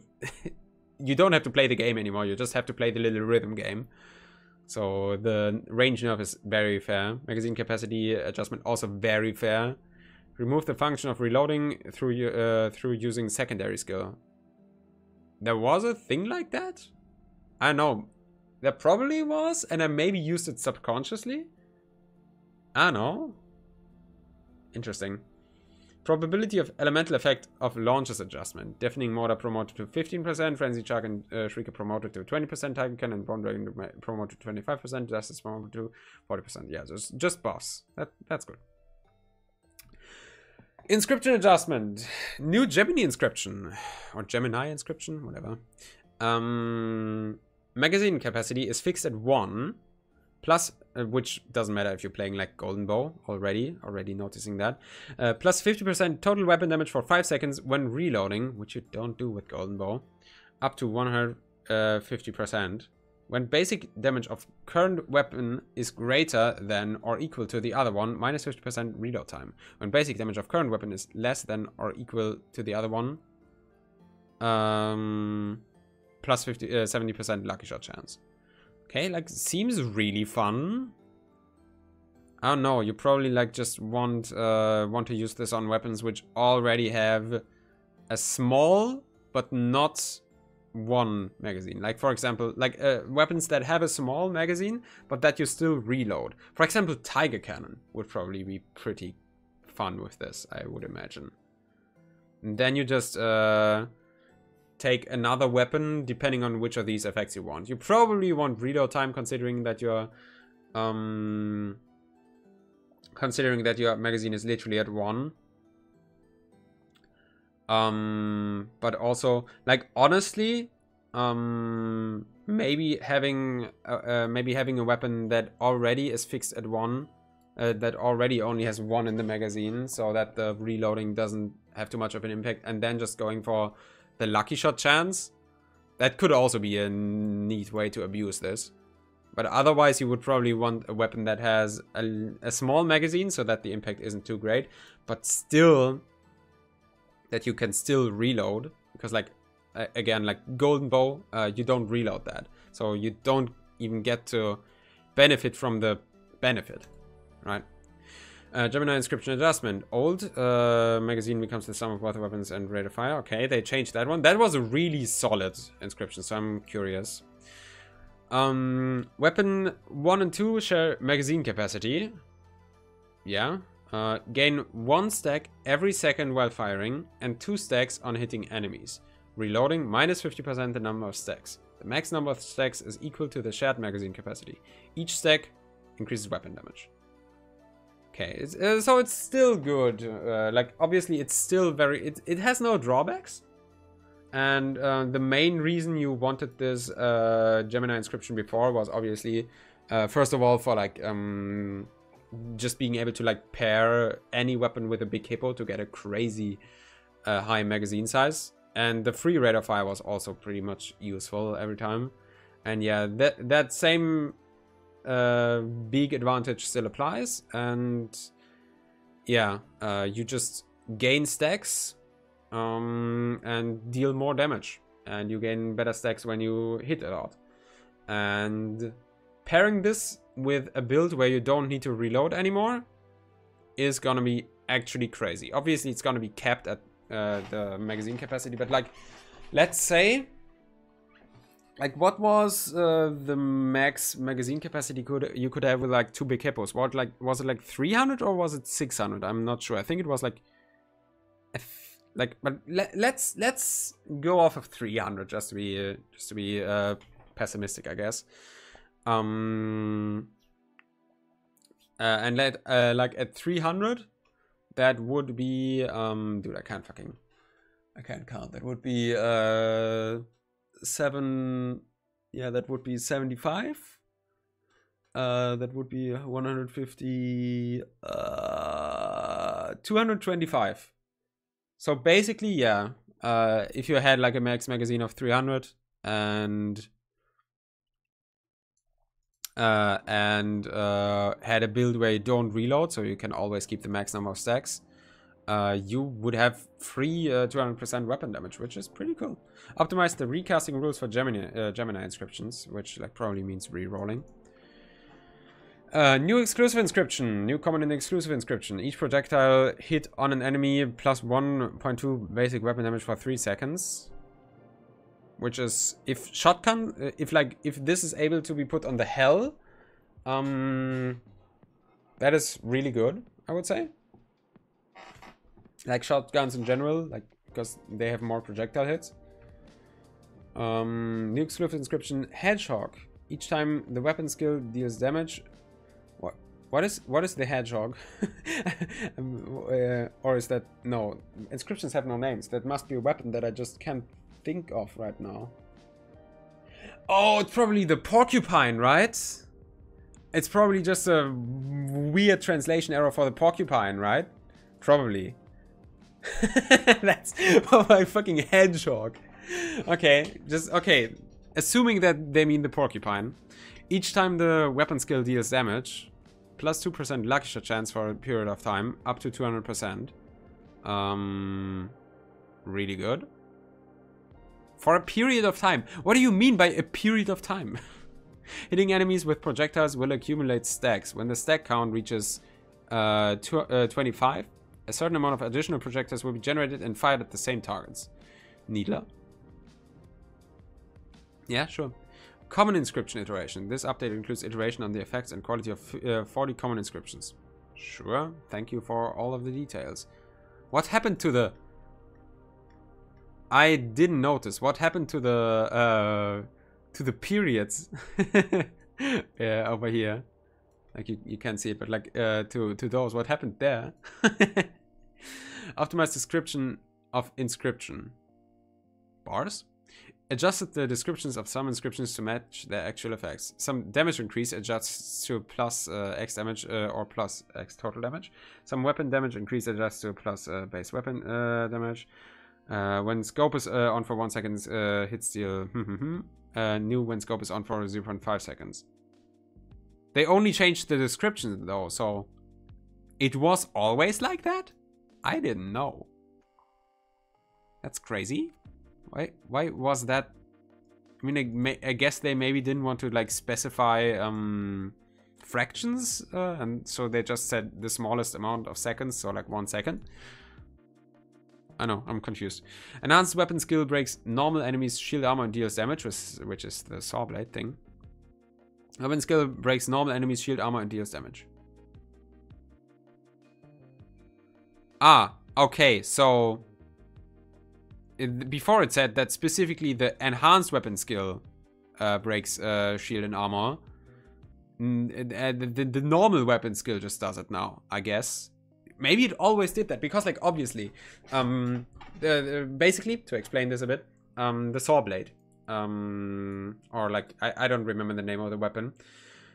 Basically, your right click, your weapon skill, was a melee attack, so to say, and there's like this inscription for it, with which you can like easily strip shield and armor with it, which is really strong if you like give your enemies like paranormality via the like one modifier.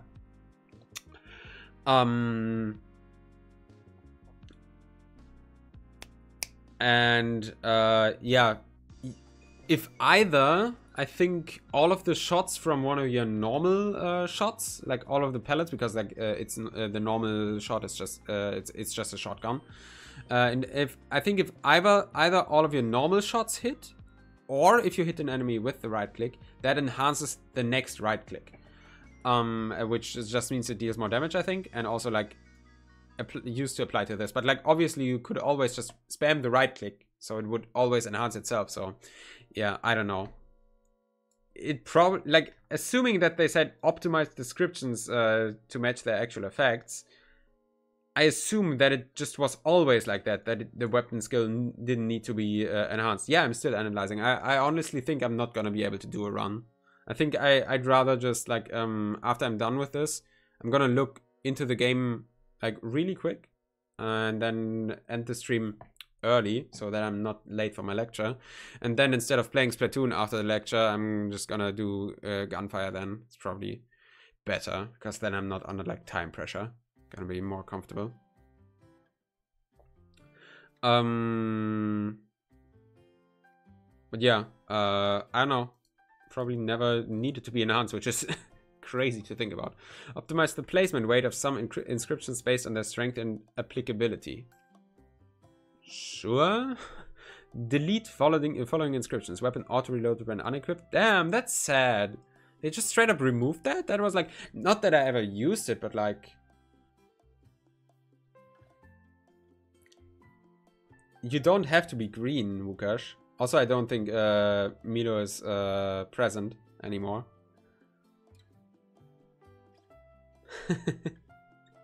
Dude, that reminds me of the good old times. Well, good old times when I was still watching Kegi, like big simp mode, and I think Cloud and I, we argued about who of the two of us was allowed to be green, because I think Kegi was complaining that both of our names were green and we both started with a C, so he just confused us a lot of the time, because we also both were mods. So we like said, okay, sure, let's fucking play rock paper scissors for who gets to stay green. I think it was rock paper scissors, or maybe like, I think maybe actually like a poll was made or something. Oh no, and in the end I won the poll and got to stay green and Cloud switched to white. But like that reminds me of that. Yeah. Okay. Yeah. Honestly, I'm gonna call this the Born Ready inscription. Because it's basically Born Ready from Deep Rock. Though for Born Ready you have to wait. But yeah, I don't know. This like I never actually used it, so yeah, sure, it isn't gonna really affect me that it's gone now. But still, like, I wonder why. Maybe because no one ever used it. 30% chance to recover 50% ammo to the magazine when you kill an enemy. They removed that. Probably because it was a really strong interface UI. Optimize the layout of the prompt for picking up items. Sure. Yeah, new achievements. I was gonna look into those anyways, so sure, good that they are listed here. Victory of Zijao, when the game is Zijao, which is the owl. Victory is Nona, when the game is Nona, obviously. Destiny's Choice, obtain the legendary Astra aspects. Obtain legendary Astra aspects 200 times, so just big fucking Yu-Gi-Oh! Pokemon card booster pack opening. Shelter from Storm. Why did they write it twice? Use Mecha Drop to taunt enemies 500 times. So yeah, just play the character and obtain the exclusive level frames, which we're gonna look in game what those are. By the way, I think I am very close to 100% completion in this game. Like I just gotta like I'm gonna look it up right after this. But I think I actually did all of the exclusive level frames at one point, which are basically the hardest challenges for each character they can give you. Sometimes they are free, but most of the time they're the hardest thing you can do with a character, more or less. For which you get like a cool, yeah, level frame that like just goes around your like, yeah, level number, obviously. And yeah, I think I have all of those, and I'm only missing like a few last achievements, which basically I just need to play certain characters a bit more for. Like for example, I need to play the fox and the turtle a lot still.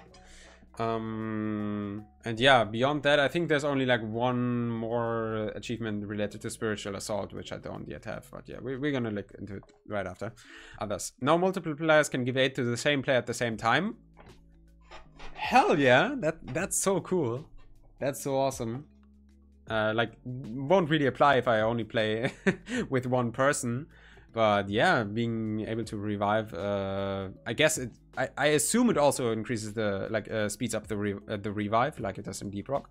This is really good to have. It was really awkward that it wasn't the case before, I guess.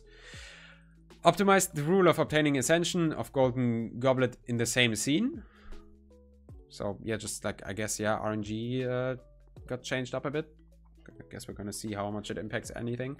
Optimize the performance of enemies' revival. So yeah, I guess if enemies respawn, it just tanked the performance before, and that got maybe fixed, I guess. Yeah, seeing as we won't do a run after this, I guess we have time to actually look into every single thing now. Will we though? I don't know, I don't really want to read all that shit. It's just bug fixes, so I assume it's just stuff that was supposed to be fixed. Obviously, there's probably gonna be something in here. Some stuff in here that maybe like actually is sad that it's gone, and it just considered a bug, like reminding you guys of back when in Deep Rock Galactic there was a bug in Deep Rock Galactic where you could drink either the Malt Rockbearer, I think is the one, and then like the Underhill Deluxe, I think is the name of the two beers, the two size changing beers. You could drink those and then change class at the like cosmetic terminal, and then you would stay that size indefinitely. And they fixed that at some point, which is like actually sad. And obviously that was in the bug fixes, but like that's the only occasion where there was ever anything in the actual bug fix section which was actually like somewhat interesting. So yeah. Mehr über dieses Spiel. Didn't I fucking change the yeah, didn't I fucking change the language of the... Oh yeah, no, I did it over here. I didn't refresh this page after I changed the language. So yeah, let's just look into the still missing achievements really quick, because it's just kind of interesting, I guess. Yeah, I still gotta play Bird a bunch more times. I have yet to win a game as the bunny, which is actually crazy, because I did the level frame for the bunny very easily, but I threw the run afterwards because I got like something stupid happened or something. I don't remember what actually, but yeah, I have yet to win a single run as the bunny actually. But yeah, I gotta play the bunny more to just summon flying swords. That's just gonna happen over time. Hell yeah, the gay juice. Actually, still, like I gotta say, I gotta do it as well now. Actually, gotta say, one of the only actually good official Twitch emotes, like event emotes or whatever. The only other one which I find really funny, which I really like a lot, which I was really happy when I got it back then, is this one, but only because of the name. Because the name is actually genius. But yeah, the gay juice, dude. Anyways, yeah, just play more Turtle. Complete all achievements of Gunfire Reborn base game, which basically is just these 4. Consume all energy to cast Spiritual Flame for 200 times, which, yeah, just play Fox more, I guess. Unlock more Spiritual Jade and Spiritual Assault, which basically means that I gotta unlock a bunch of exclusive Spiritual Jade of some of the characters. Win a game is the Owl, win a game is the Red Panda. Obtain that stuff, and the level frames, yeah. Nothing too special there then. Nothing that we didn't already know about. But yeah, I already said I pretty much only have to like play a bunch of stuff with the characters still. Well then, I guess I'm gonna turn this off, and we are gonna take a quick look in game.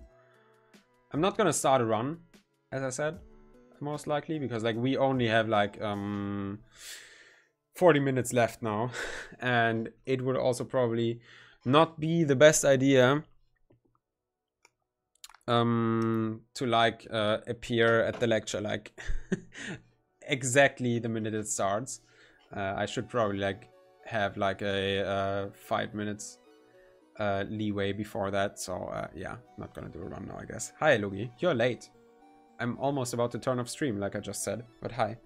I hope you're gonna enjoy later tonight though, then when I will hopefully stream again, because that would be cool. Because just to all of you guys, obviously, I still have the funny toy, like right behind me, like right down there.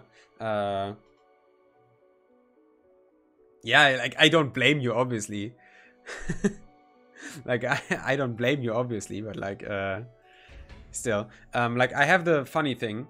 Also, by the way. I didn't fucking show it. Yeah. Yo! That's actually a hella cool frame.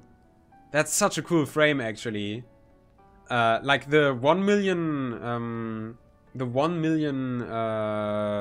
copies frame is just, it just has 1 million below the frame. Like, it looks pretty boring, but this actually looks so cool.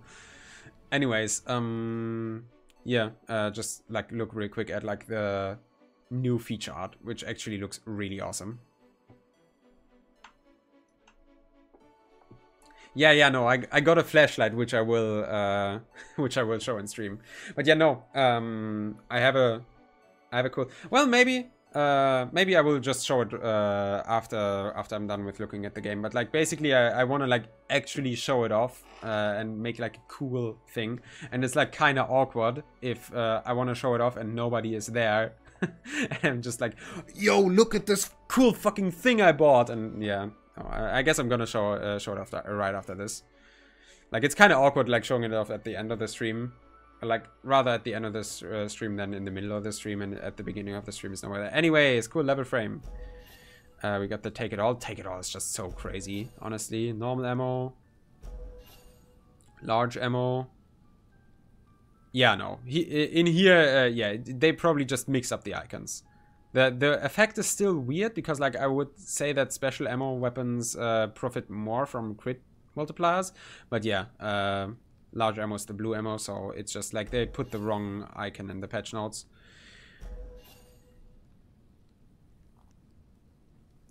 Wow. I can probably also like stop the music. Yeah, concur cooldown. I'm just gonna click through all this because we looked at them extensively before, obviously. Now, are there still some scrolls which we have not unlocked? Okay, yeah, no, we just got everything. We just have everything then. Yeah, it feels so good to have 100% completion. Yeah, no. Pretty proud of that, gotta say. Cool. Then, I guess, one thing we can do real quick is take a look at their descriptions in here. Yo, actually drip lot. Like, I'm really excited to play the owl, by the way. I'm really excited to play the owl because, like, funny gambling character, and also, like, owls are awesome in general. So, yeah, I think I'm gonna play the owl first later. Yeah. So I'm really happy that the character actually looks cool. What do you mean? The game has a lot of characters. What do you mean? Like, okay, we're gonna go through all of the characters. We have the dog, we have the cat, we have the funny bird, we have the tiger. Did I already miscount? I don't think I did. We have the bunny, we have the turtle, we have the monkey, we have the fox, and now we have 2 more. There's 10 characters now. What do you mean more than 3? When has there been less than 3 characters in this game? Anyways, so yeah, basically, I really like the design, which is really cool because, like, I was interested in the gameplay. So this might become maybe one of my new favorite characters, maybe. Yeah. Anyways, let's just read through everything real quick. I gotta turn off the webcam so you can read alongside me. Fate in hand, stars above head. Xi Zhao's mastery of occult scrolls surpasses all others. With each flick of his fingers, the star card comes alive like sharp blades gathering cosmic power with each motion. When the moment is right, stars will heed his command, descending from the sky with a dazzling cosmic radiance. Is that the same thing that it also said in the patch notes? I'm not sure. Yeah, only one that you liked, but that's a you problem. Like, okay, I guess. Like, I don't know when you last played. It's gotta have been a long time ago. Because, like, I guess, like, I remember that I maybe started playing when only those 3 actually were available. I do remember the tiger being new, maybe. And then I do remember those 2 getting patched in, but those 2 have been in the base game for quite a while now. And, like, the DLC with those 2 came out, like, half a year ago or something. I also did a stream on that, by the way. So, like, yeah, there's a bunch of cool characters now. Yeah, then Falling Star, obviously. And then let's look at the funny red panda lady. Yeah, just, like, it's cool how, like, the stuff that you, like, the other ability... Or no, yeah, no, this is just the ability, and this shows what Iron Wing does. Like, it's really cool. I'm not gonna read through every single detail now, but funny bird. Does the bird pilot the mech? I thought that I thought that Iron Wing was just like a robot, but is it actually just like a little chicken that pilots a mech? Because that is really funny. That's really cute. Yeah, adorable, agile, and talented Nona, who still retains a touch of innocence, has already constructed the outstanding mecha called Iron Wing, based on its different cooperation systems. Yeah, no, I already read through all of that. Yeah, pretty cool. Yo, building blocks, square peg moment. I'm gonna let it loop for a little bit. Aw, damn, you broke it. You dumb motherfucker. Why the fuck is there no music playing, by the way? Like, did I turn off the in-game music at some point? It's really awkward. I specifically stopped my playlist. I'm just gonna let it continue to play then. But, like, I specifically stopped the playlist because I thought there was in-game music. But I guess not. Must have turned it off at some point. But yeah, where in the room do these two actually sit? They just, yeah, they are just like over here at the table. It's like cool how like all of the like waves of characters have like their own table. Like, I think, yeah, like Dog has its own table. The Crown Prince, like Dog and Crown Prince, they have their own table. Then the next wave of characters are those two. They have their own table. Then the last two characters from the base game have their own table. Then those two DLC characters have their own table, and then those two. Pretty cool. Pretty cool. Yeah, cool. Let's buy the Ascensions real quick. Not the Ascensions. No, I'm stupid. Let's buy the talent tree stuff real quick. I was gonna say. But here, the Ascensions are also really interesting, obviously. I could read through all of them now, but it's gonna be a lot of reading, and I think it's gonna be more interesting to read them once we find them in-game anyways. I wonder...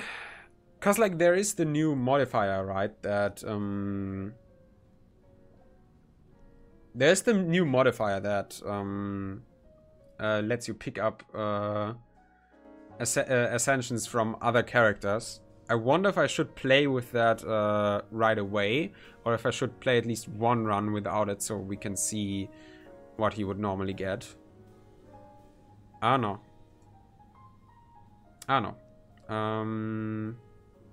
Yeah, we're just gonna go into the talents real quick then, buy all of this. Yeah, the reroll stuff, which seems really strong. I should, yeah, I think I should have enough. I think I should have enough essence to buy everything. I think. Yeah, just buy everything here. Buy everything here. We already read through what it does. Wow, what a great pin. What a great pin. Abusing mod rights? No, papa. And then we're gonna equip the new one, because actually it looks awesome. Like, I love this frame. Like, this should be the frame you get for like 100% completion. It says angeheftet von Lugi though. So, I don't know who to believe now. Twitch, who always seems to do awkward stuff, or you, who is a longtime friend of mine. I don't know who to believe. Anyways,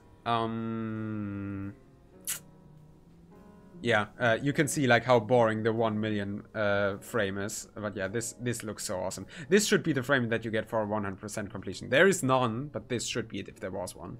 Anyways, looks awesome. So what are the last two? What are those? For the owl. Also, like, those look really cool. Like, I didn't like the early level frames, but like a lot of the later level frames look really fucking cool. Like this one also too. Like you guys know that I've gotten a real like I've grown really fond of purple in the last few years as like a secondary favorite color next to green. So like this, I just really vibe with this. In solo mode, at Nightmare difficulty or above, use Zijao to pass all acts and defeat Pole Monarch while only picking up occult scrolls of the same quality. That seems really doable. So basically you just have to defeat the Pole Monarch on Nightmare or above, which probably is gonna be most... it's probably the easiest on Ascension 1. Because then you can, then you have access to all the spiritual blessings. I don't know. I could definitely imagine that his blood is purple, but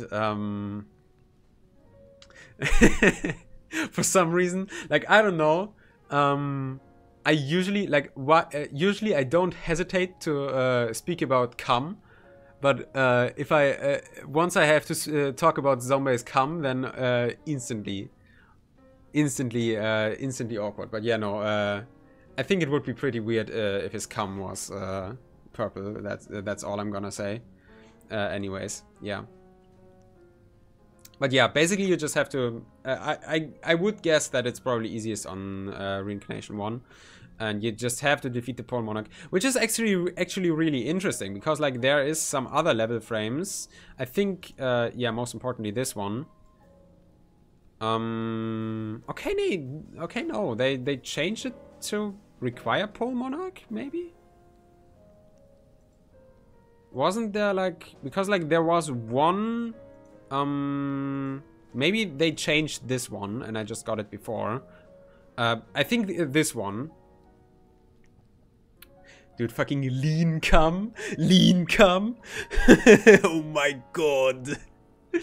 Anyways, yeah, I think this one didn't require beating the pole monarch before, but like obviously if you can beat this up to stage 3, then you can also kill the pole monarch. But it's interesting that this requires beating the pole monarch now, because like earlier the pole monarch was basically optional for these, and you could just like end the game before entering the Jokul, which is interesting. But yeah, now it requires the pole monarch. But yeah, basically I guess what quality would you pick up then? I guess commons, because you only like you get the most scrolls that way, and I assume that the way it is worded, you are only allowed to pick up occult scrolls of the same quality, but if you re-roll them in your inventory, which is like the whole gimmick of the character, I assume that doesn't count. So basically you're just gonna pick up a whole bunch of common scrolls and then re-roll them into better scrolls, I assume.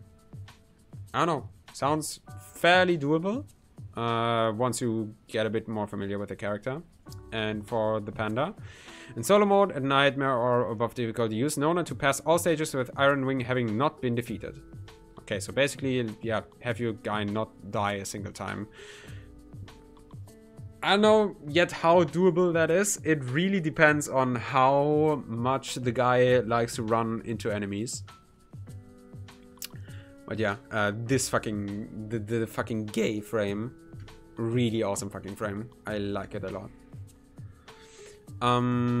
Yeah, now we obviously can look at those if we want to, but yeah, it's like, yeah, Transcendent Arsenal seems like somewhat fun, and the Ascension Fusion seems also really fun. I think I'm gonna play with all of them probably turned on, maybe. I'm definitely gonna like try at least, because like most of those are just like only advantages. But yeah, not now. I think this is a very good spot to quote unquote end the stream, because like I'm still gonna show off my little thingy. I'm gonna hold my penis into the camera, hell yeah. But yeah, as for Gunfire Reborn, we are done for now. And after the lecture, I will do another stream where we will just like do a few runs, I guess. Yeah, I'm excited. Then no idea when I'm gonna do Splatoon then, but I guess we'll find out.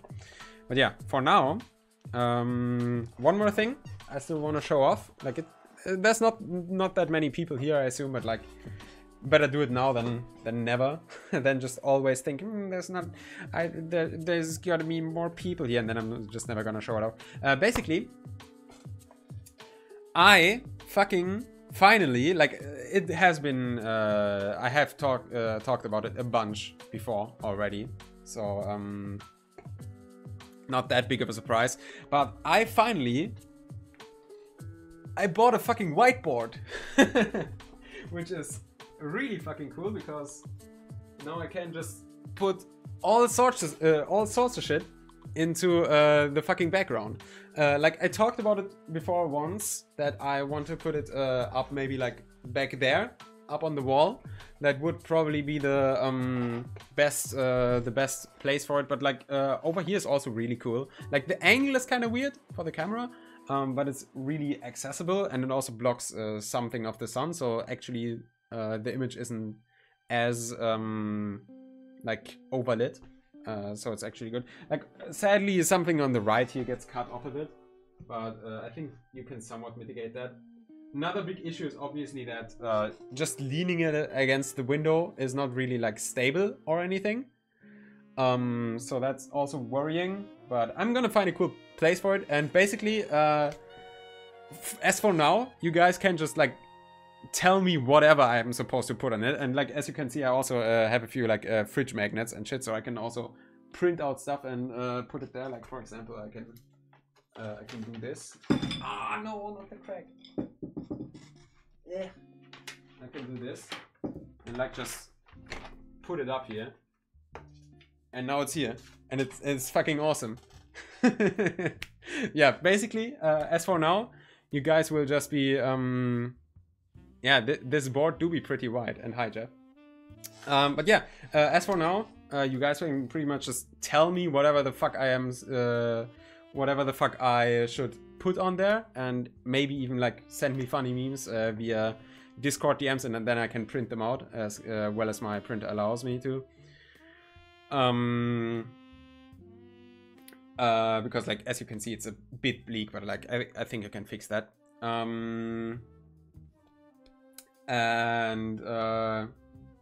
Yeah, for now, just for now, you guys can just tell me what I'm supposed to put on there, and at some point, like obviously also like within boundaries, like I still gotta like adhere to the Twitch TOS. Like I can't just print out a realistic penis and put it on there. Like it's gotta be like within some amount of reason. But yeah, basically that. And at some point I think I'm just gonna make it a channel point reward, but like for now, just fucking go wild. And yeah, before I end this, I could draw a penis on there. Like basically there's only two things that you would come to mind when thinking about like what is the first thing that you're gonna draw on a whiteboard. Either it's a penis, like I'm still gonna draw a penis on that, don't you worry. Just not a realistic one, because I think that's against the TOS. I could also like, I wonder, would it be against the TOS to print out a picture of a bad dragon and hang it up there? Like a picture of a dildo? Like, I think a dildo itself in the background is very much legal, I think, so a picture of one should be okay as well, if it's not like just a realistic human penis, I think. I don't know. I guess I'm just gonna try out, and if someone complains, then I can always take it off. So yeah, I don't know. I think I have some leeway there. But yeah, basically, either I draw a penis on here, or come on, fall off. I wanted this to be much more dramatic.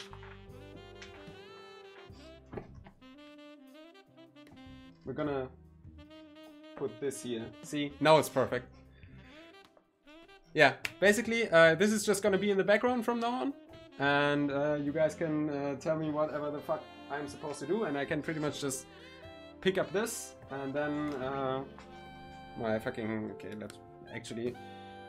let me do this, because like that's why I have the headphoneless setup, and then I can pretty much just pick up this whenever, and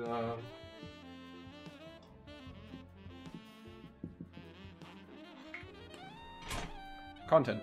It's gonna be pretty fun, I think. I think it's Amogus sex instead of Among Us sex. I think that's the only mistake you did. Just install 7TV. What's your problem, dude? Now hearing myself without headphones, my fucking, is it actually like, wait, I need to look myself. Is it like, what is, I don't know. Maybe the capitalization was the problem here.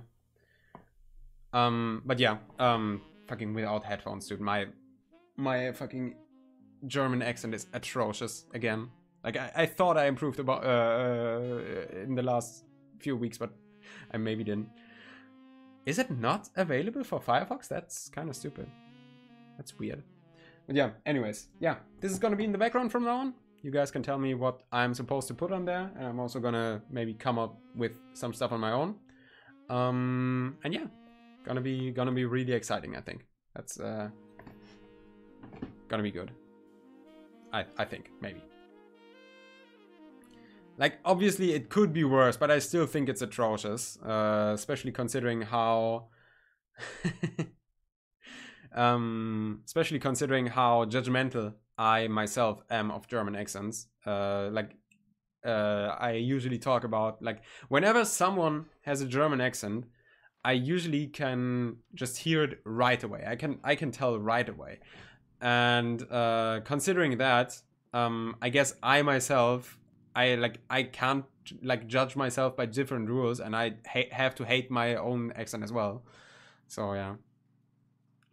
It's actually horrible. Like, I didn't want to just fucking cut it out of the video, because, like, by the way, gotta do some advertisement. I have a new YouTube channel where I will upload stream highlights and whatever.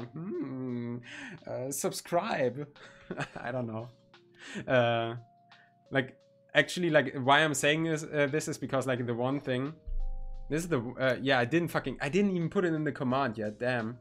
But like, basically the link is, can I like no, I can't just copy links. But the it's Chell on YouTube, and Cellarino Real is the tag. You can find the first video on the Discord. I'm gonna add it to the command soon, I guess. But yeah, because, like, I'm saying this now because I will probably, if I get a like good run in Gunfire later, that I would maybe want to edit into a highlight video, I'm gonna say do the classic thing at the end of the stream and say keine Ahnung, Deutsch, and I'm gonna say like say hi YouTube or something, like the good old classic. Good mod. Thank you for spamming the link, actually. Yeah, new channel. I'm gonna upload stream highlights there.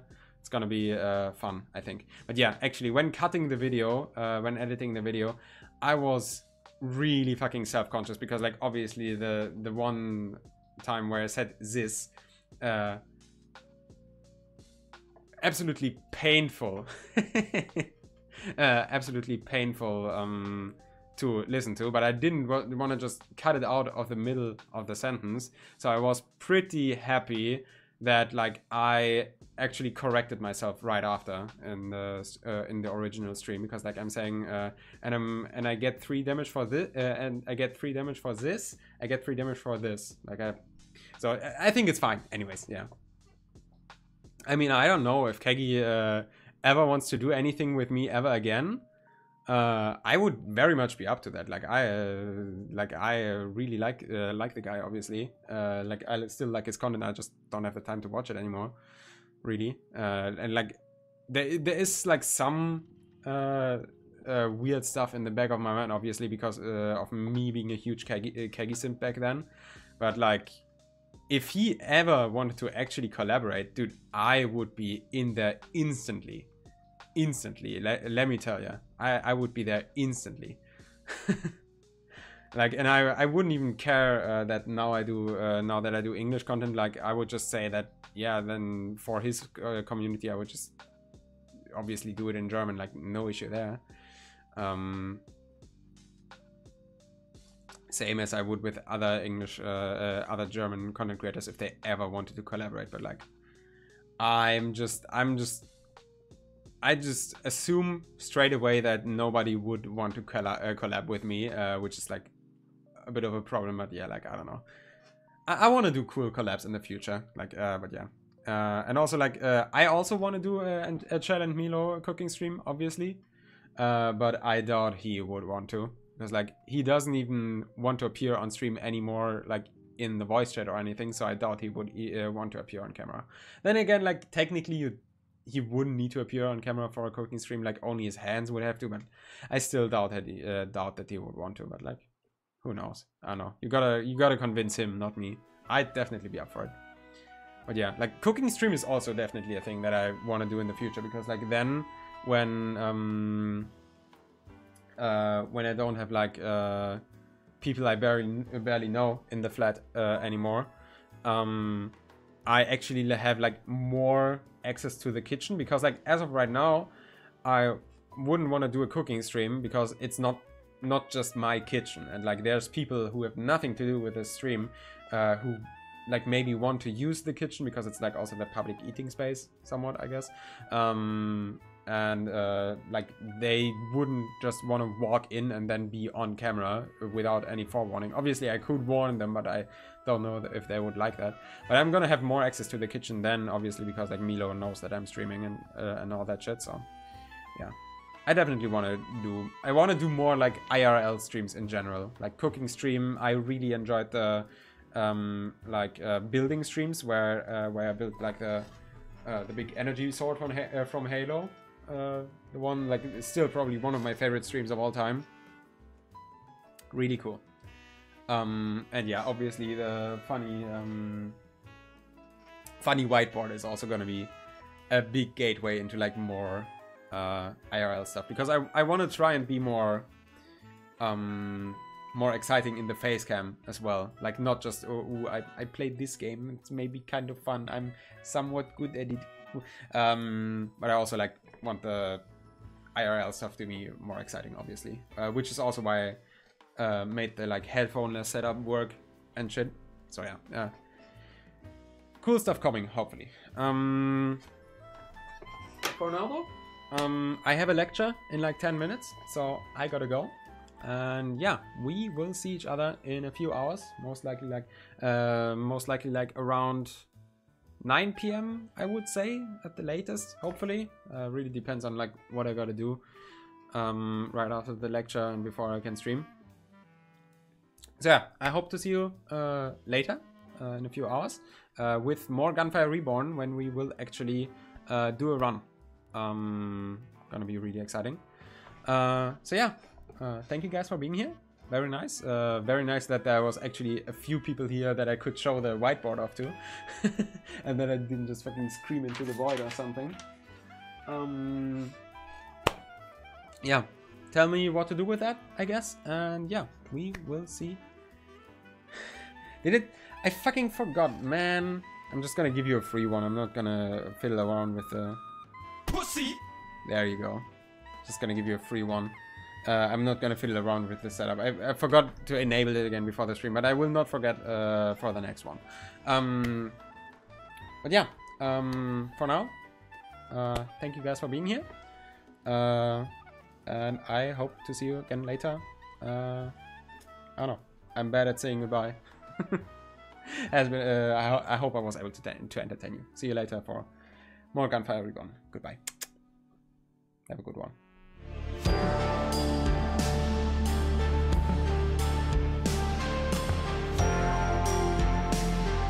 Gotta be really awkward with the music, just like stopping like that. Like